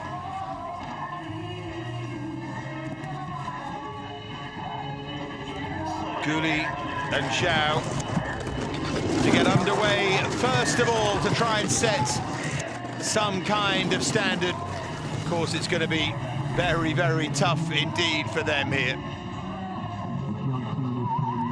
Yes, Guli and Zhao. Really a learning season for them. They've never been here before.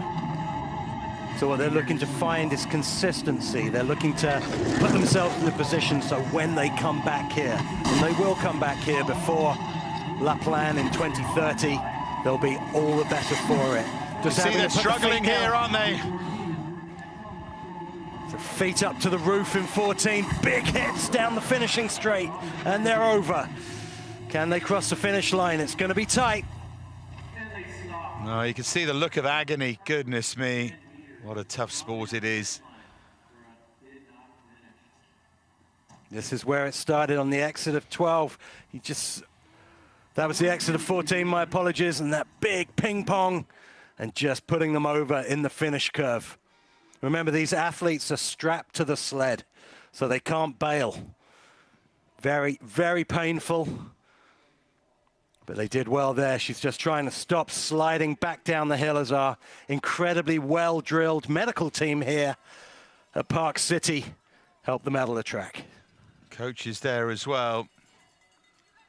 And looking some pain there, as you say, strapped in, that makes it so, so hard. Medical team, you can see the ambulance getting ready there as well to make sure that everything is okay.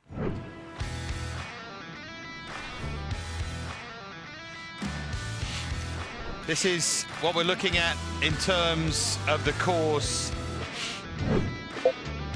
12 corners, 104-meter drop, and plenty of potential issues along the way. So that takes you down the course, gives you a good look at it.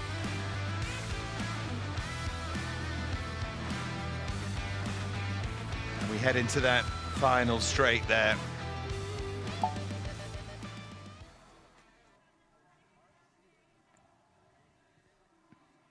So next it'll be Stramattararu and Manolescu. Sorry, Mark. Some big hits from the Chinese team there, but they've had such a strong week of training. They've been learning every run. It's such a shame it ended like that for them. They have plenty of quality in that Chinese setup, and those are two very good athletes. And I'm sure next time they come back here, they'll do it with renewed vigor and a lot more knowledge. A big, big hit to the roof there for the Chinese pair. Well, waiting in line will be the Romanians, Stramattararu and Manolescu. Once we've established that everything is okay with Guli and Zhao. And we take a look at this glorious course at Park City and wonder what lies in wait tomorrow. Here's the weather conditions that are always so crucial, Mark. Still warm out there, 5.1 degrees air temperature. And the track crew there working hard with the ice, trying to keep it consistent for all the athletes. Very challenging when it's warm outside like this. Powered by that big refrigeration plant you see in the distance there on the right. Pumping ammonia all the way up this 1,140-meter track. We build in this women's doubles all the way to Eitberger and Matschina. Now, though, Stramattararu, the veteran, and Manolescu in 13th try and force their way into the top 10.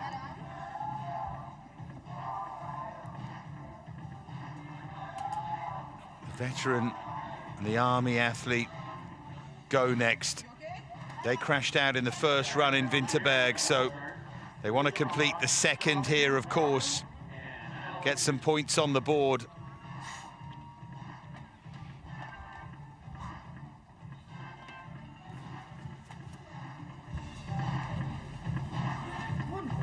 Really good pictures there. You can just see the setup. The way that the two athletes are bonded together on this sled. Start, all important, of course.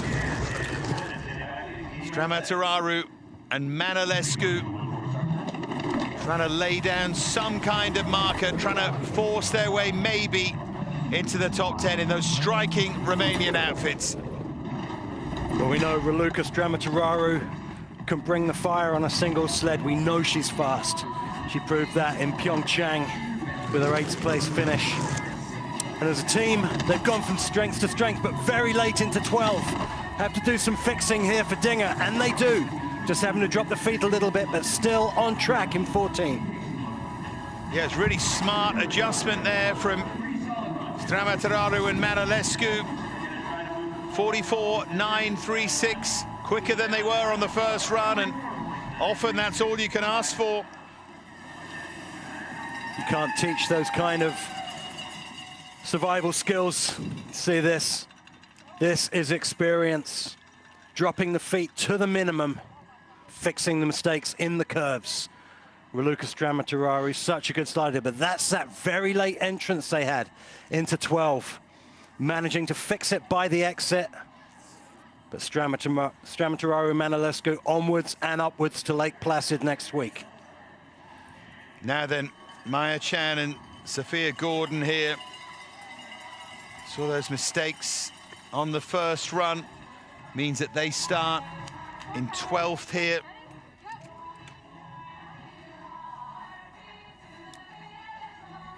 Maya Chan, another who was very good singles slider, 4th in the Winter Youth Games in 2020.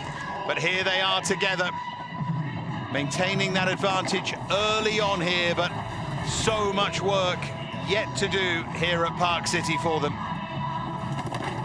Both solid singles sliders. Maya Chan with the luxury of having Sophia Gordon on the back of the sled. Again, in the juniors, a very accomplished singles slider. Both with this knowledge on this Park City track. Very early to 12, managed to keep it on the steels and still building on that lead, even with that mistake in 12. Now they've got to stick the landing here, keep it off the right-hand wall, and they do. Half a second. Yeah, Chan and Gordon, really impressive there. They move into the lead. They're not going to hold on to it, but that's a big improvement from their first run. 0.8 of a second quicker than they were first time round, and again, that's all you can ask for. Very much what you'd expect from a home track performance. Small details ironed out from the first run. And make no mistake about it, this team is a class act. They're very new together this season. Maya Chan previously with Raylin Weiler. Again, accomplished team themselves. But this is great for US Luge to have these incredibly talented athletes waiting in the wings. They'd have been 7th in the first run with that time. That mistake really cost them. Here go the Poles, Domovic and Pivkowska. Chan and Gordon at the moment, the pair who are in the lead. The early skirmishing in the second run of this women's singles here. Now they've given themselves some work to do in the labyrinth with that big loopy 6. These curves come quick and fast from curve 7 down to curve 10, and you have to be on it all the time.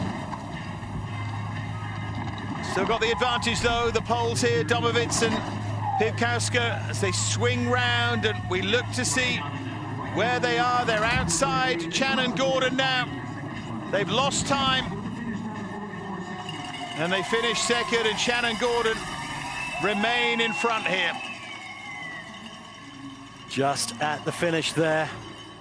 We thought the Polish team were gonna come through with a challenge, but a couple of mistakes in that labyrinth really cost them. They had a decent cushion at the start, but here we see them come out of 13 just a little late and skidding in.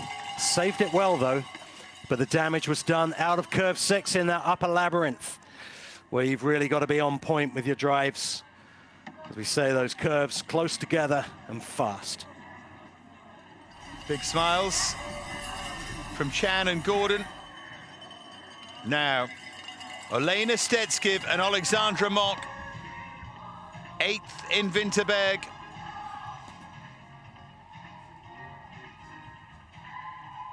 See the smaller slider on the bottom. Classic partnership there. Starting here in 10th, they'd love to improve on that 8th from Winterberg. Firstly, the target, Chan and Gordon here for Stek Mock. 5/10 ahead, a comfortable advantage at the moment for the Ukrainians. Well, we know how strong these two are on the start. Saw on their Instagrams over the summer how hard the Ukrainian team were working.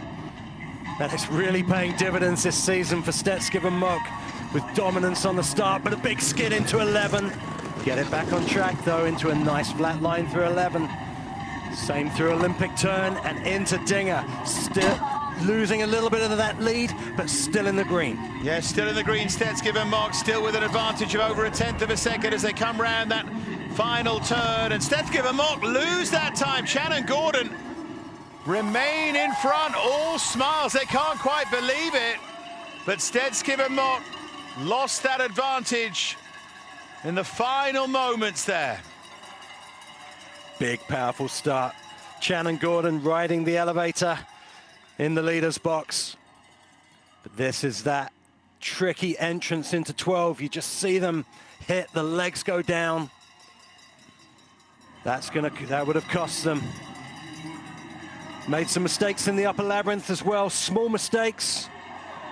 But we know there's more to come from this strong Ukrainian team. But at the moment, Chan and Gordon looks like they played an absolute winner of a run. Great sliding from the Americans. Chan and Gordon, a top 10, whatever happens now. Falkensteiner and Huber to go next now for Italy. They led us off in that first run. They were 9th in Winterberg, but they improved so much in the second run in Winterberg. They were 5th in that second run, so they flew at the end. Can they do something similar here? First target here is that Chan and Gordon time. They're well inside that, over half a second inside the American pair. That classic smooth Italian double sliding, but very high in 10 as they get it back together in 11. Now this transition's crucial into 12. They deal with it well. 13 into 14, it's smooth. It looks fast. Let's hope they've done enough. They've got 3/10 to play with. Yeah, they've lost a little bit of time, but they do just enough. They lost control, but they're over the line. And Falkensteiner and Huber somehow take the lead. What a remarkable sport this is, that can happen. And you can tell they're a little bit shaken up, but they're still in front. Well, it feels better when you know that you're in the green when you cross the line when that happens, but that was where they were very high in curve 10. And then you see them manage to get it back together by 11. Really good correction to get that good flat line. But this is that loop in the finish curve. And over the line they go. Sled sideways up the braking straight as Armin Zergler, who knows this track very well, helps him with the double sled. Into first place for Falkensteiner and Huber.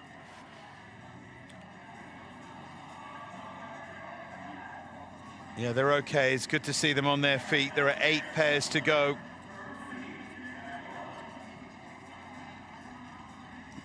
Starting with the Latvian pair. Peter and Pavlova, 6th in Winterberg, 7th in the Olympic test event. Really solid and consistent. Remember, beyond these two and Stork and Pats and Podolski and Allen and Butter and Oberhofer, it was track records all the way. All who Peter and Pavlova can do is their best here to try and get themselves in a good position. Starting, remember, in 8th. How much better can they go than that? Well, Pavlova, her first World Cup was last weekend in Winterberg. She left with a bronze medal in the team competition. She must feel like it can happen every week. As Upte and Pavlova building on that lead. They've got a 1/4 of a second to play with into Dinger. And Slingshot, perfect line round Slingshot. Now they've got to stick it, and they do. They're going really well, aren't they, Peter and Pavlova, as they come into that final turn. Look at that for an advantage. They have built on it nearly half a second. That is a fantastic Second run from Upita and Pavlova, 44.199. Only Chan and Gordon quicker than them in these second runs so far. Well, you know, there are runs when everything seems to fall into place, like when you set yourself up right for a golf swing and you just know it before it happens. And you see these two, you could see the confidence they were sliding with, stretching out. Great sliding from the Latvians, looking like they've been sliding together for years and not just weeks. Set yourself up right for a golf swing, Mark. I don't know what that is. It doesn't happen very often. Never, ever. Stork and Pats going next. 6 to go after them. Didn't finish that second run in Winterberg. They won the Nations Cup here, remember. Back-to-back junior world champions, one of the coming forces in this sport. Could today be their day? First target, Upita and Pavlova. Well, that was a silky smooth start curve from Storz and Patch, setting themselves up well and building on that advantage by 0.06 of a second and looking good through 11. But this is a tricky transition. They get away with it. It's a beautiful curve, 12 and 13. Just bumping onto 14 though, very high. Oh, they're gone together and they're over. Got to get it back on the runners. Are they going to cross the finish line on their steels? And they do, but the damage was done. And it was all looking so good through that top section. For the second event in a row, I know they finished here, but they've made a huge, huge mistake on the second run, and they know it. They're always learning, and they'll continue to learn, but what a shame for both of them, Mark. There we see just going early to 14. I thought they had it. And then they just rise up too much on the exit. When that happens, there's so much G-force, there's nothing you can do. So they did so well to get it back on the steels. But massive disappointment for the Germans, because it was looking so good up till then. With that great curve 12, good entrance to 13. But just bumping too early to slingshot. I'm just checking that they're okay. Still, Upita and Pavlova lead. 6 to go. Just waiting for them to awkwardly get to their feet. Take all the time you need. Your health is far more important than any of the road show. And they're just stuttering to their feet, but they're going to be okay. To be honest, when you've just had a crash like that and you're feeling sore, the last thing on earth you need to do is to try and navigate walking across ice with no grip. But that's where they are. And again, there are tears of agony, pain in the body, but also pain at what might have been. Well, it was such a big hit. It looked like they'd saved it. It wasn't a huge mistake. We've seen a lot of people go early to 14. But they went down so low in the middle that in the end, the only way was right back up in the exit of the curve. And when that happens, especially when you have the weight of a double sled and another human on your sled, that's a lot of weight to stop. And they fought valiantly, but unfortunately couldn't keep it upright. Took that big hit in the finishing straight, managed to get on their steels so they could finish for those all-important World Cup points. So, BT Podolski, Kaylee Allen, 5th in Winterberg, 6th as they head into the second run. You could hear Kaylee say to BT there, let's do it, come on. Still so young. We're watching so much young quality in this event, in all the events, to be honest, as we see Stork and Pats led around. Do feel for them. We see her, Stork's face, she's so upset.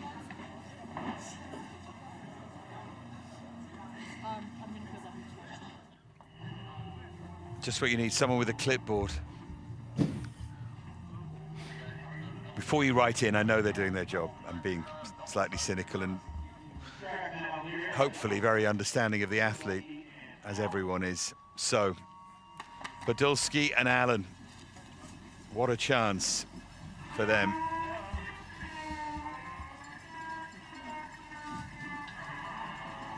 Music starts to blare at the top of the course. 5 to go after these two talented young Canadians. The Latvians to aim at, they're a 1/10 of a second inside Upita and Pavlova, who wait nervously at the end of the race to see how high they might finish. Is it going to be a real breakthrough day for Podolski and Allen? They're still in the lead. They've just extended that advantage as well. And they started well, owned in the ice house in Calgary, on the indoor start ramp there. And they're stringing together a good run, very late to 12, but get it back together. And this is where it's going to be critical. And they managed to get round 14 well. This is a great run from Podolski and Allen, but they've only got 300s to play with. Have they got enough? Yes, they have, by 1,000th of a second into first place for Podolski and Allen. Incredible margins here in Park City. Yeah, truly remarkable. The only sport that's measured to 1,000th. Podolski and Allen do edge in front with 5 to go.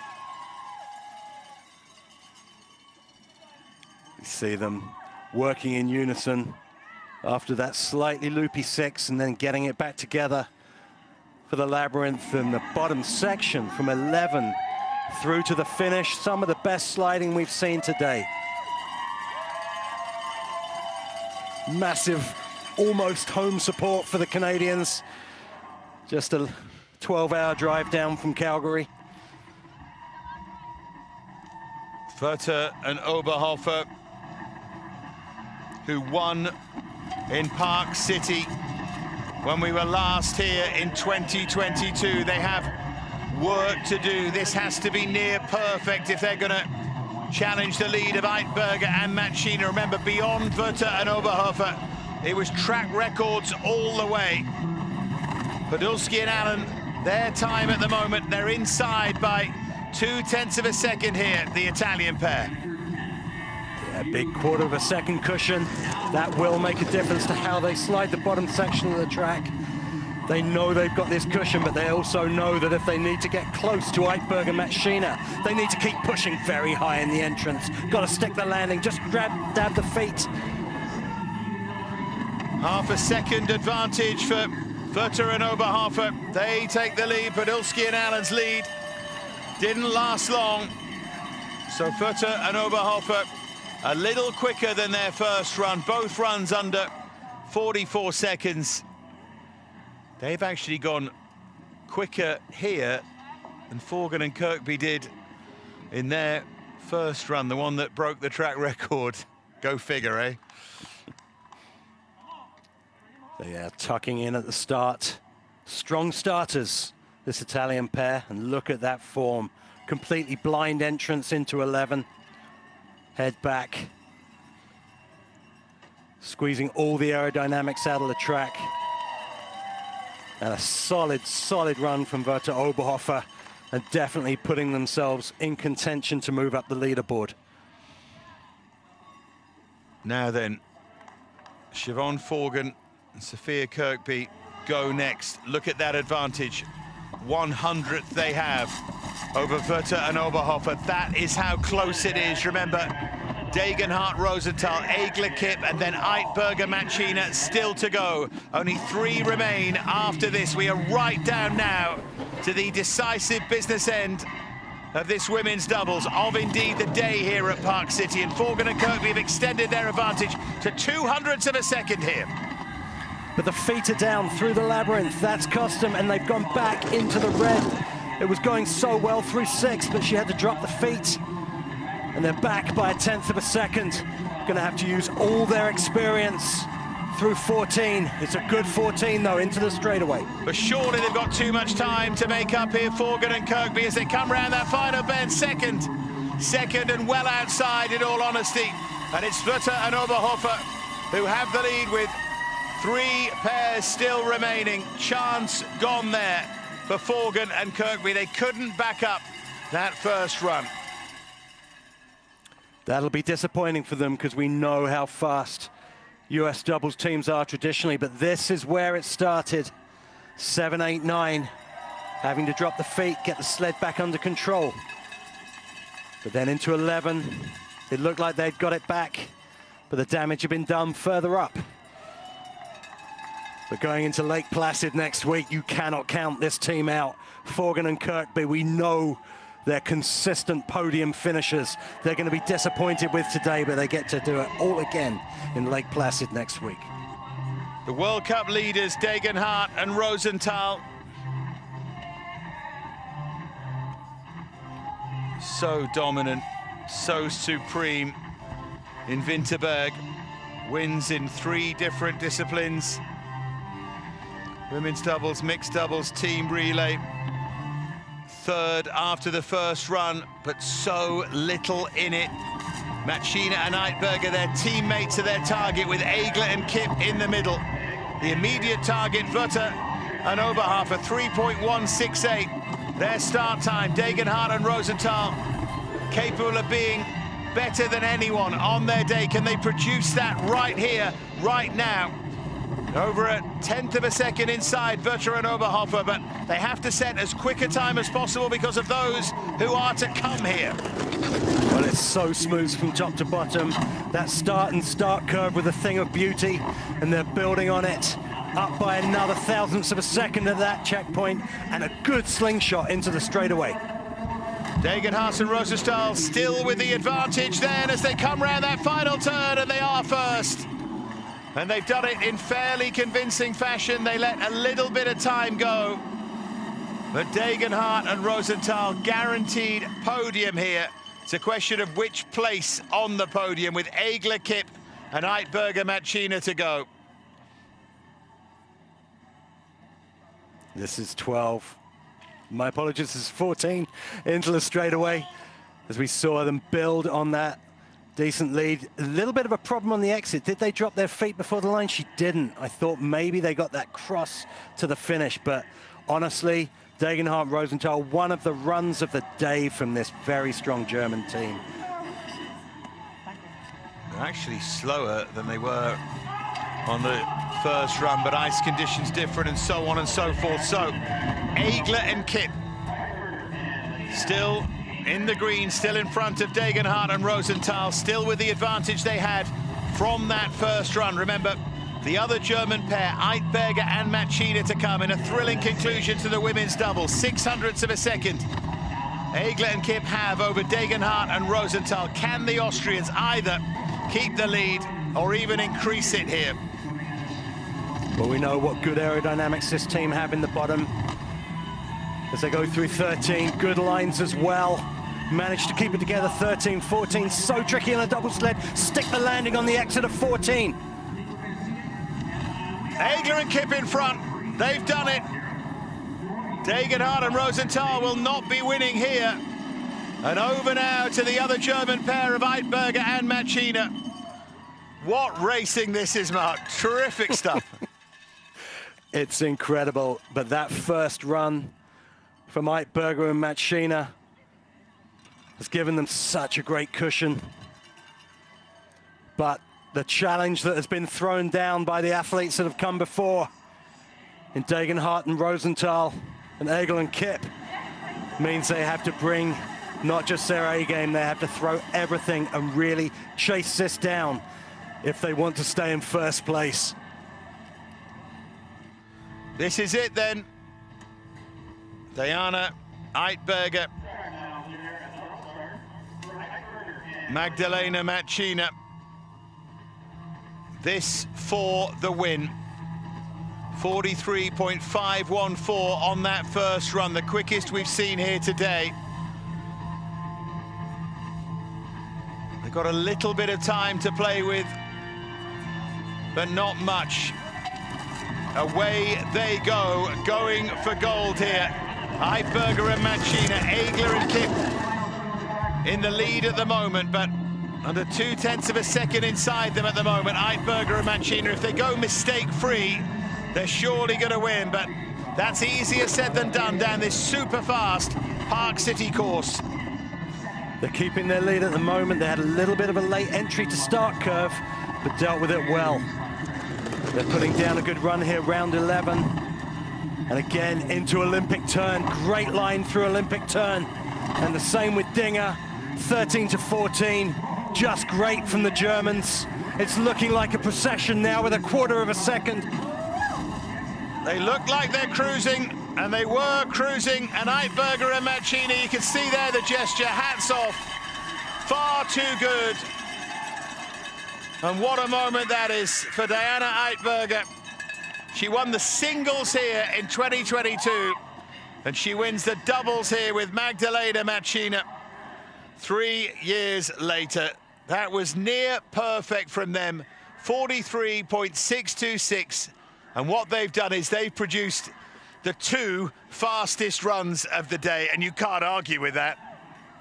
You really can't. That is expertise under pressure when it's so close and when you know that the other teams have put down such good runs. The pressure on you as a team to put down that run for run number 2 is so huge. But they were ready for this. They knew that they had to get a result. And they are definitely looking like they're going to be one of the form teams going into Cortina. They had a great start, haven't they? Aitberger, Mancina, big smile. So what a day. Aitberger and Mancina win the women's doubles from Egler and Kipp, from Degenhardt and Rosenthal. Another podium for the Germans.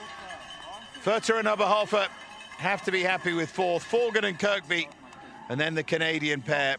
And we saw Stork and Pats with that crash, and Gulli and Zhao earlier on not finishing. Wow, that was some day. And it's set up tomorrow, which is a shorter and more intense day.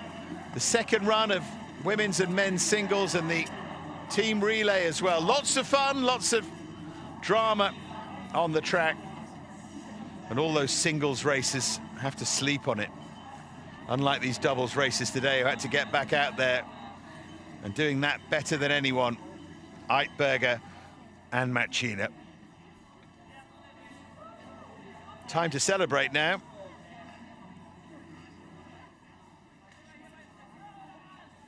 This the winning run.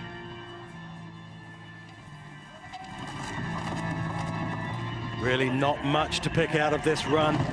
They went a little late to start curve. You saw that little skid in the entrance. But when you have that cushion to play with,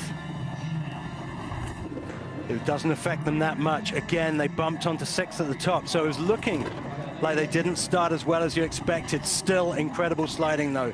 But where they really turned on the afterburners was down in the bottom section from 11 down. So they now have the fastest ever time at this track and the second fastest, and they've done it both on the same day. It's not a bad way of winning, is it? Here's the presentation.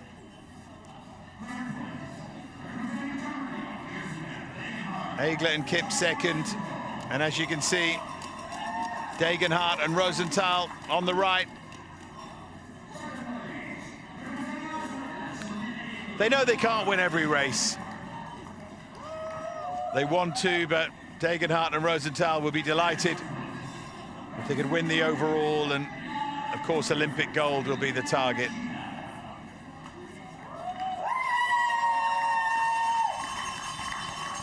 But today belongs to Aitberger and Mancina, and we can hear from our winners shortly, and we'll hear from the winners of the men's doubles as well. Here's the points table. Look, they're level. All 3 of them, Aitberger, Mancina, Degenhardt, Rosenthal, and Egler, Kipp. Podolski and Allen doing well to be in 4th. Upita and Pavlova, the Latvians, a really good, solid beginning to the season, in 5th right now. 3-way tie bodes well for the rest of the season. That could come right down to the wire, that title. Well, it's been some day. Some course as well. This really dramatic place, isn't it? Dramatic surroundings. We saw at the start of the day the beautiful mountains all around, and now the drama of the course picked out on this mountainside, shining bright. Let's hear from our winners. Guys, congratulations, incredible run here. Diana, you've been here before competing in singles, now in doubles. First of all, how did you help Magdalena prepare for this race? And second, how does it feel now to win in a different discipline? Yeah, in the beginning I was a little bit scared because I thought it could be a big difference between the single and the doubles, but my line works also competing in doubles, and I prepared Magdalena. I said that Park City is much more easier than next week, Lake Placid, and yeah, it was a tough week for her, but she made it perfect in a perfect way today, and so we can't be happier. Take us through, it's your first time here, Lena. Take us through your weekend. How was it going down this track? Also, in the first, on the beginning of the week, I was not so the fan of this track, but now I like it a little bit more and looking forward to Lake Placid now. Thank you. So great to hear from our winners. They deserve all the praise they get, winning such a high-class race that hopefully we'll have a chance to hear from second and third as well. And hear from our men's podium athletes too. Plenty to reflect on from this, Mark. Definitely. Guys, congratulations, just coming off a win in Winterberg, and we had some challenging conditions here this week. How did you prepare for this track? How did you come into this week?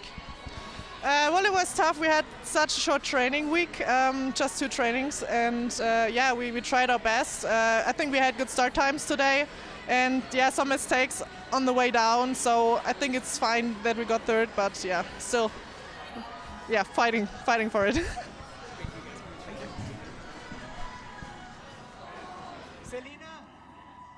So good to hear from the guys. Hear from Egler and Kip. I could hear him plaintively calling after one of them there. And then we'll hear, as I said, from the men's doubles podium from earlier on. Every time I ask you a question, an interview appears, Mark, but let's try again. What have you taken from today? I think if it's your first time watching doubles, then it should be a new favorite sport. Guys, congratulations, another podium. After a very strong season last season and a very difficult track here, how did you prepare for this track specifically? We've been not here for like a few years now. Yeah, we have been for the second time here, so it was really difficult with so less runs to prepare for the World Cup, so I wasn't too nervous today because I was like, it is what it is, and just enjoy the race, and yeah, we did a great job, I think. You did a great job, and we had difficult conditions last week in Winterberg. This time was also quite tricky. What are you taking from these races going into next week in the US again?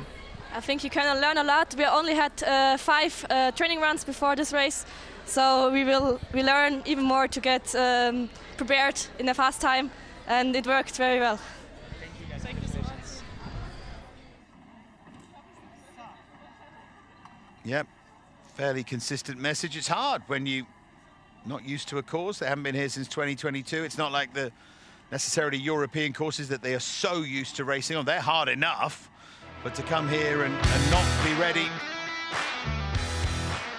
Anyway, that's the story from a wonderful opening day at Park City. Great drama in men's and in women's doubles. We saw Eitberger and Machina with a terrific win. It was Egger and Müller for Germany in the men's doubles, and the singles are teed up to perfection for tomorrow. It's women's and men's singles tomorrow, and that relay should be lots of fun. Hope you could join us. But for now, from Park City, for day 1, bye-bye.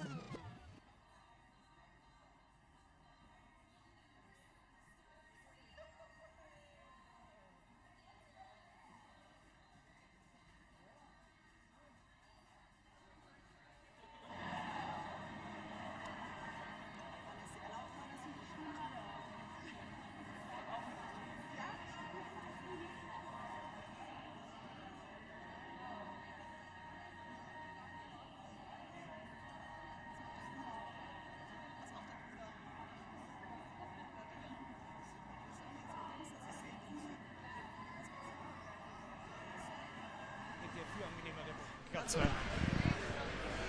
wir sind auf Sendung. Gratulation, Jana, Lena. Es war ein unglaublicher Lauf hier runter. Sagt uns, wie war der Lauf für euch? Du bist ja jetzt wieder hier gewesen. Für die Lena war es das erste Mal. Wie war es jetzt in der Disziplin, dich vorzubereiten darauf? Ja, zuallererst dachte ich, dass es ein bisschen anders ist und ich hatte beim ersten Training auch eine Menge Bauchkribbeln, weil es jetzt doch ein anderer Schlitten ist. Im Laufe der ersten Fahrten habe ich gemerkt, dass meine Linie, die ich auch vor 2 Jahren hatte, gar nicht so verkehrt ist und ich die sehr, sehr gut antizipieren kann.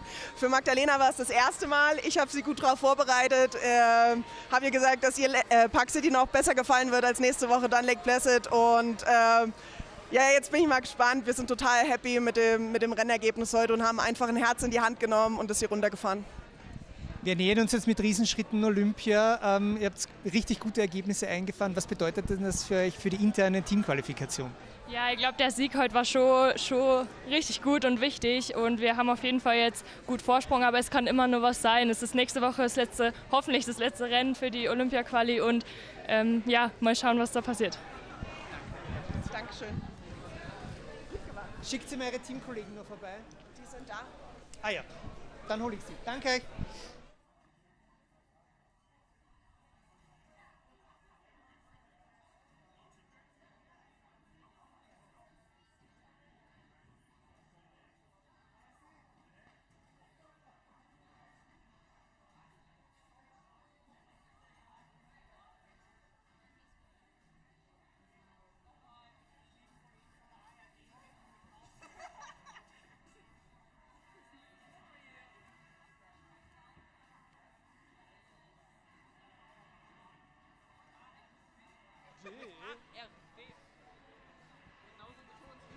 Natürlich, so machen wir das. Natürlich.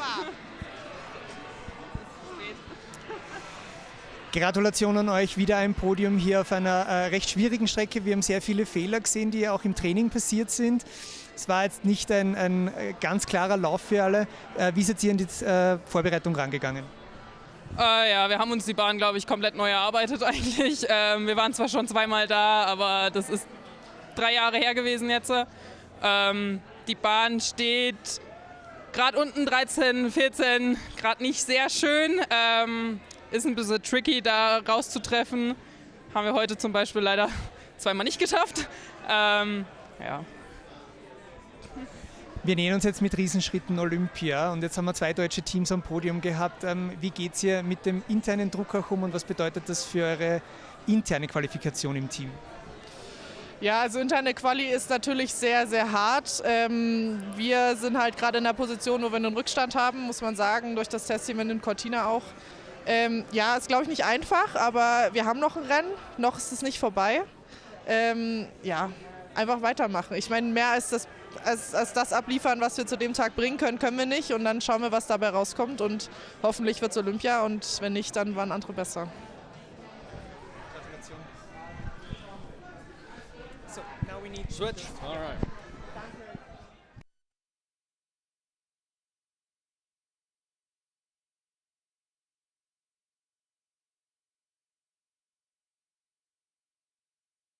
Oh, hello. Hello, yes. Toni, Florian, Gratulation. Es war ein schwieriger Track hier. Man hat immer wieder Fehler gesehen, auch im Training diese Woche. Wie seid ihr an den Track herangegangen? Was hat euch jetzt dazu geführt, doch echt gut zu gewinnen hier? Ja, also man muss schon sagen, dass es eine anspruchsvolle Bahn ist und auch irgendwie zügiger, als ich das so in Erinnerung hatte. Aber wir hatten im Training gute Läufe, wir hatten im Training auch sehr schlechte Läufe und haben dann so im letzten Moment über Nacht noch mal ein bisschen am Setup umgebaut. Und ich glaube, das war der richtige Schritt. Heute war es dann abends ein bisschen schneller als gestern mitten am Tag im Training, weil die Sonne weg ist und das Eis angezogen hat. Es ist ja hier momentan relativ warm. Und da muss man sagen, war es echt eine Herausforderung, weil wir sind fast eine Sekunde schneller gefahren als im Training. Und das merkt man brutal, also man merkt hier 2 Zehntel. Ne? Und ich denke, heute war die Challenge, die wenigsten Fehler zu machen von allen und das ist uns halbwegs gelungen. Und da können wir von Glück reden, dass das sich so ausgegangen ist und es macht natürlich Riesenfreude, endlich auch mal wieder ein Erfolgserlebnis zu haben. Wir haben es gesehen, ihr strahlt beide, ihr habt ja letzte Woche einen, sagen wir mal, verhaltenen Start in die Saison gehabt. Was nehmt ihr jetzt von dem Track mit für die nächsten Runden? Wir sind ja nochmal in Amerika. Ja, auf jeden Fall. Der Start hat heute besser geklappt als letzte Woche. Auch da sind noch viele Fehler und da müssen auch noch viel geübt werden, vor allem in meiner Hinsicht her. Aber wir nehmen auf jeden Fall die positive Stimmung mit und schauen, wie es dann nächste Woche geht. Ja.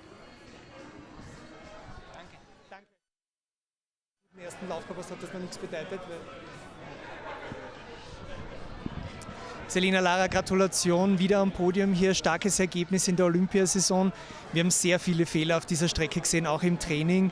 Wie seid ihr an die Vorbereitung rangegangen? Also ich muss sagen, das Training war alles andere als gut. Deswegen sind wir heute so überrascht, dass es 2 Läufe so gut geklappt hat und einfach mega happy mit unseren Läufen. Kleinigkeiten waren schon dabei, aber wir sind echt voll zufrieden. Wir nähern uns jetzt Olympia. Es kommt ja immer näher. Wir haben noch mal ein paar Qualifikationsläufe auch. Wie geht es ihr mit dem Momentum, dass ihr jetzt so gut reingestartet seid in die Saison auch und wie schaut es jetzt Richtung Olympia?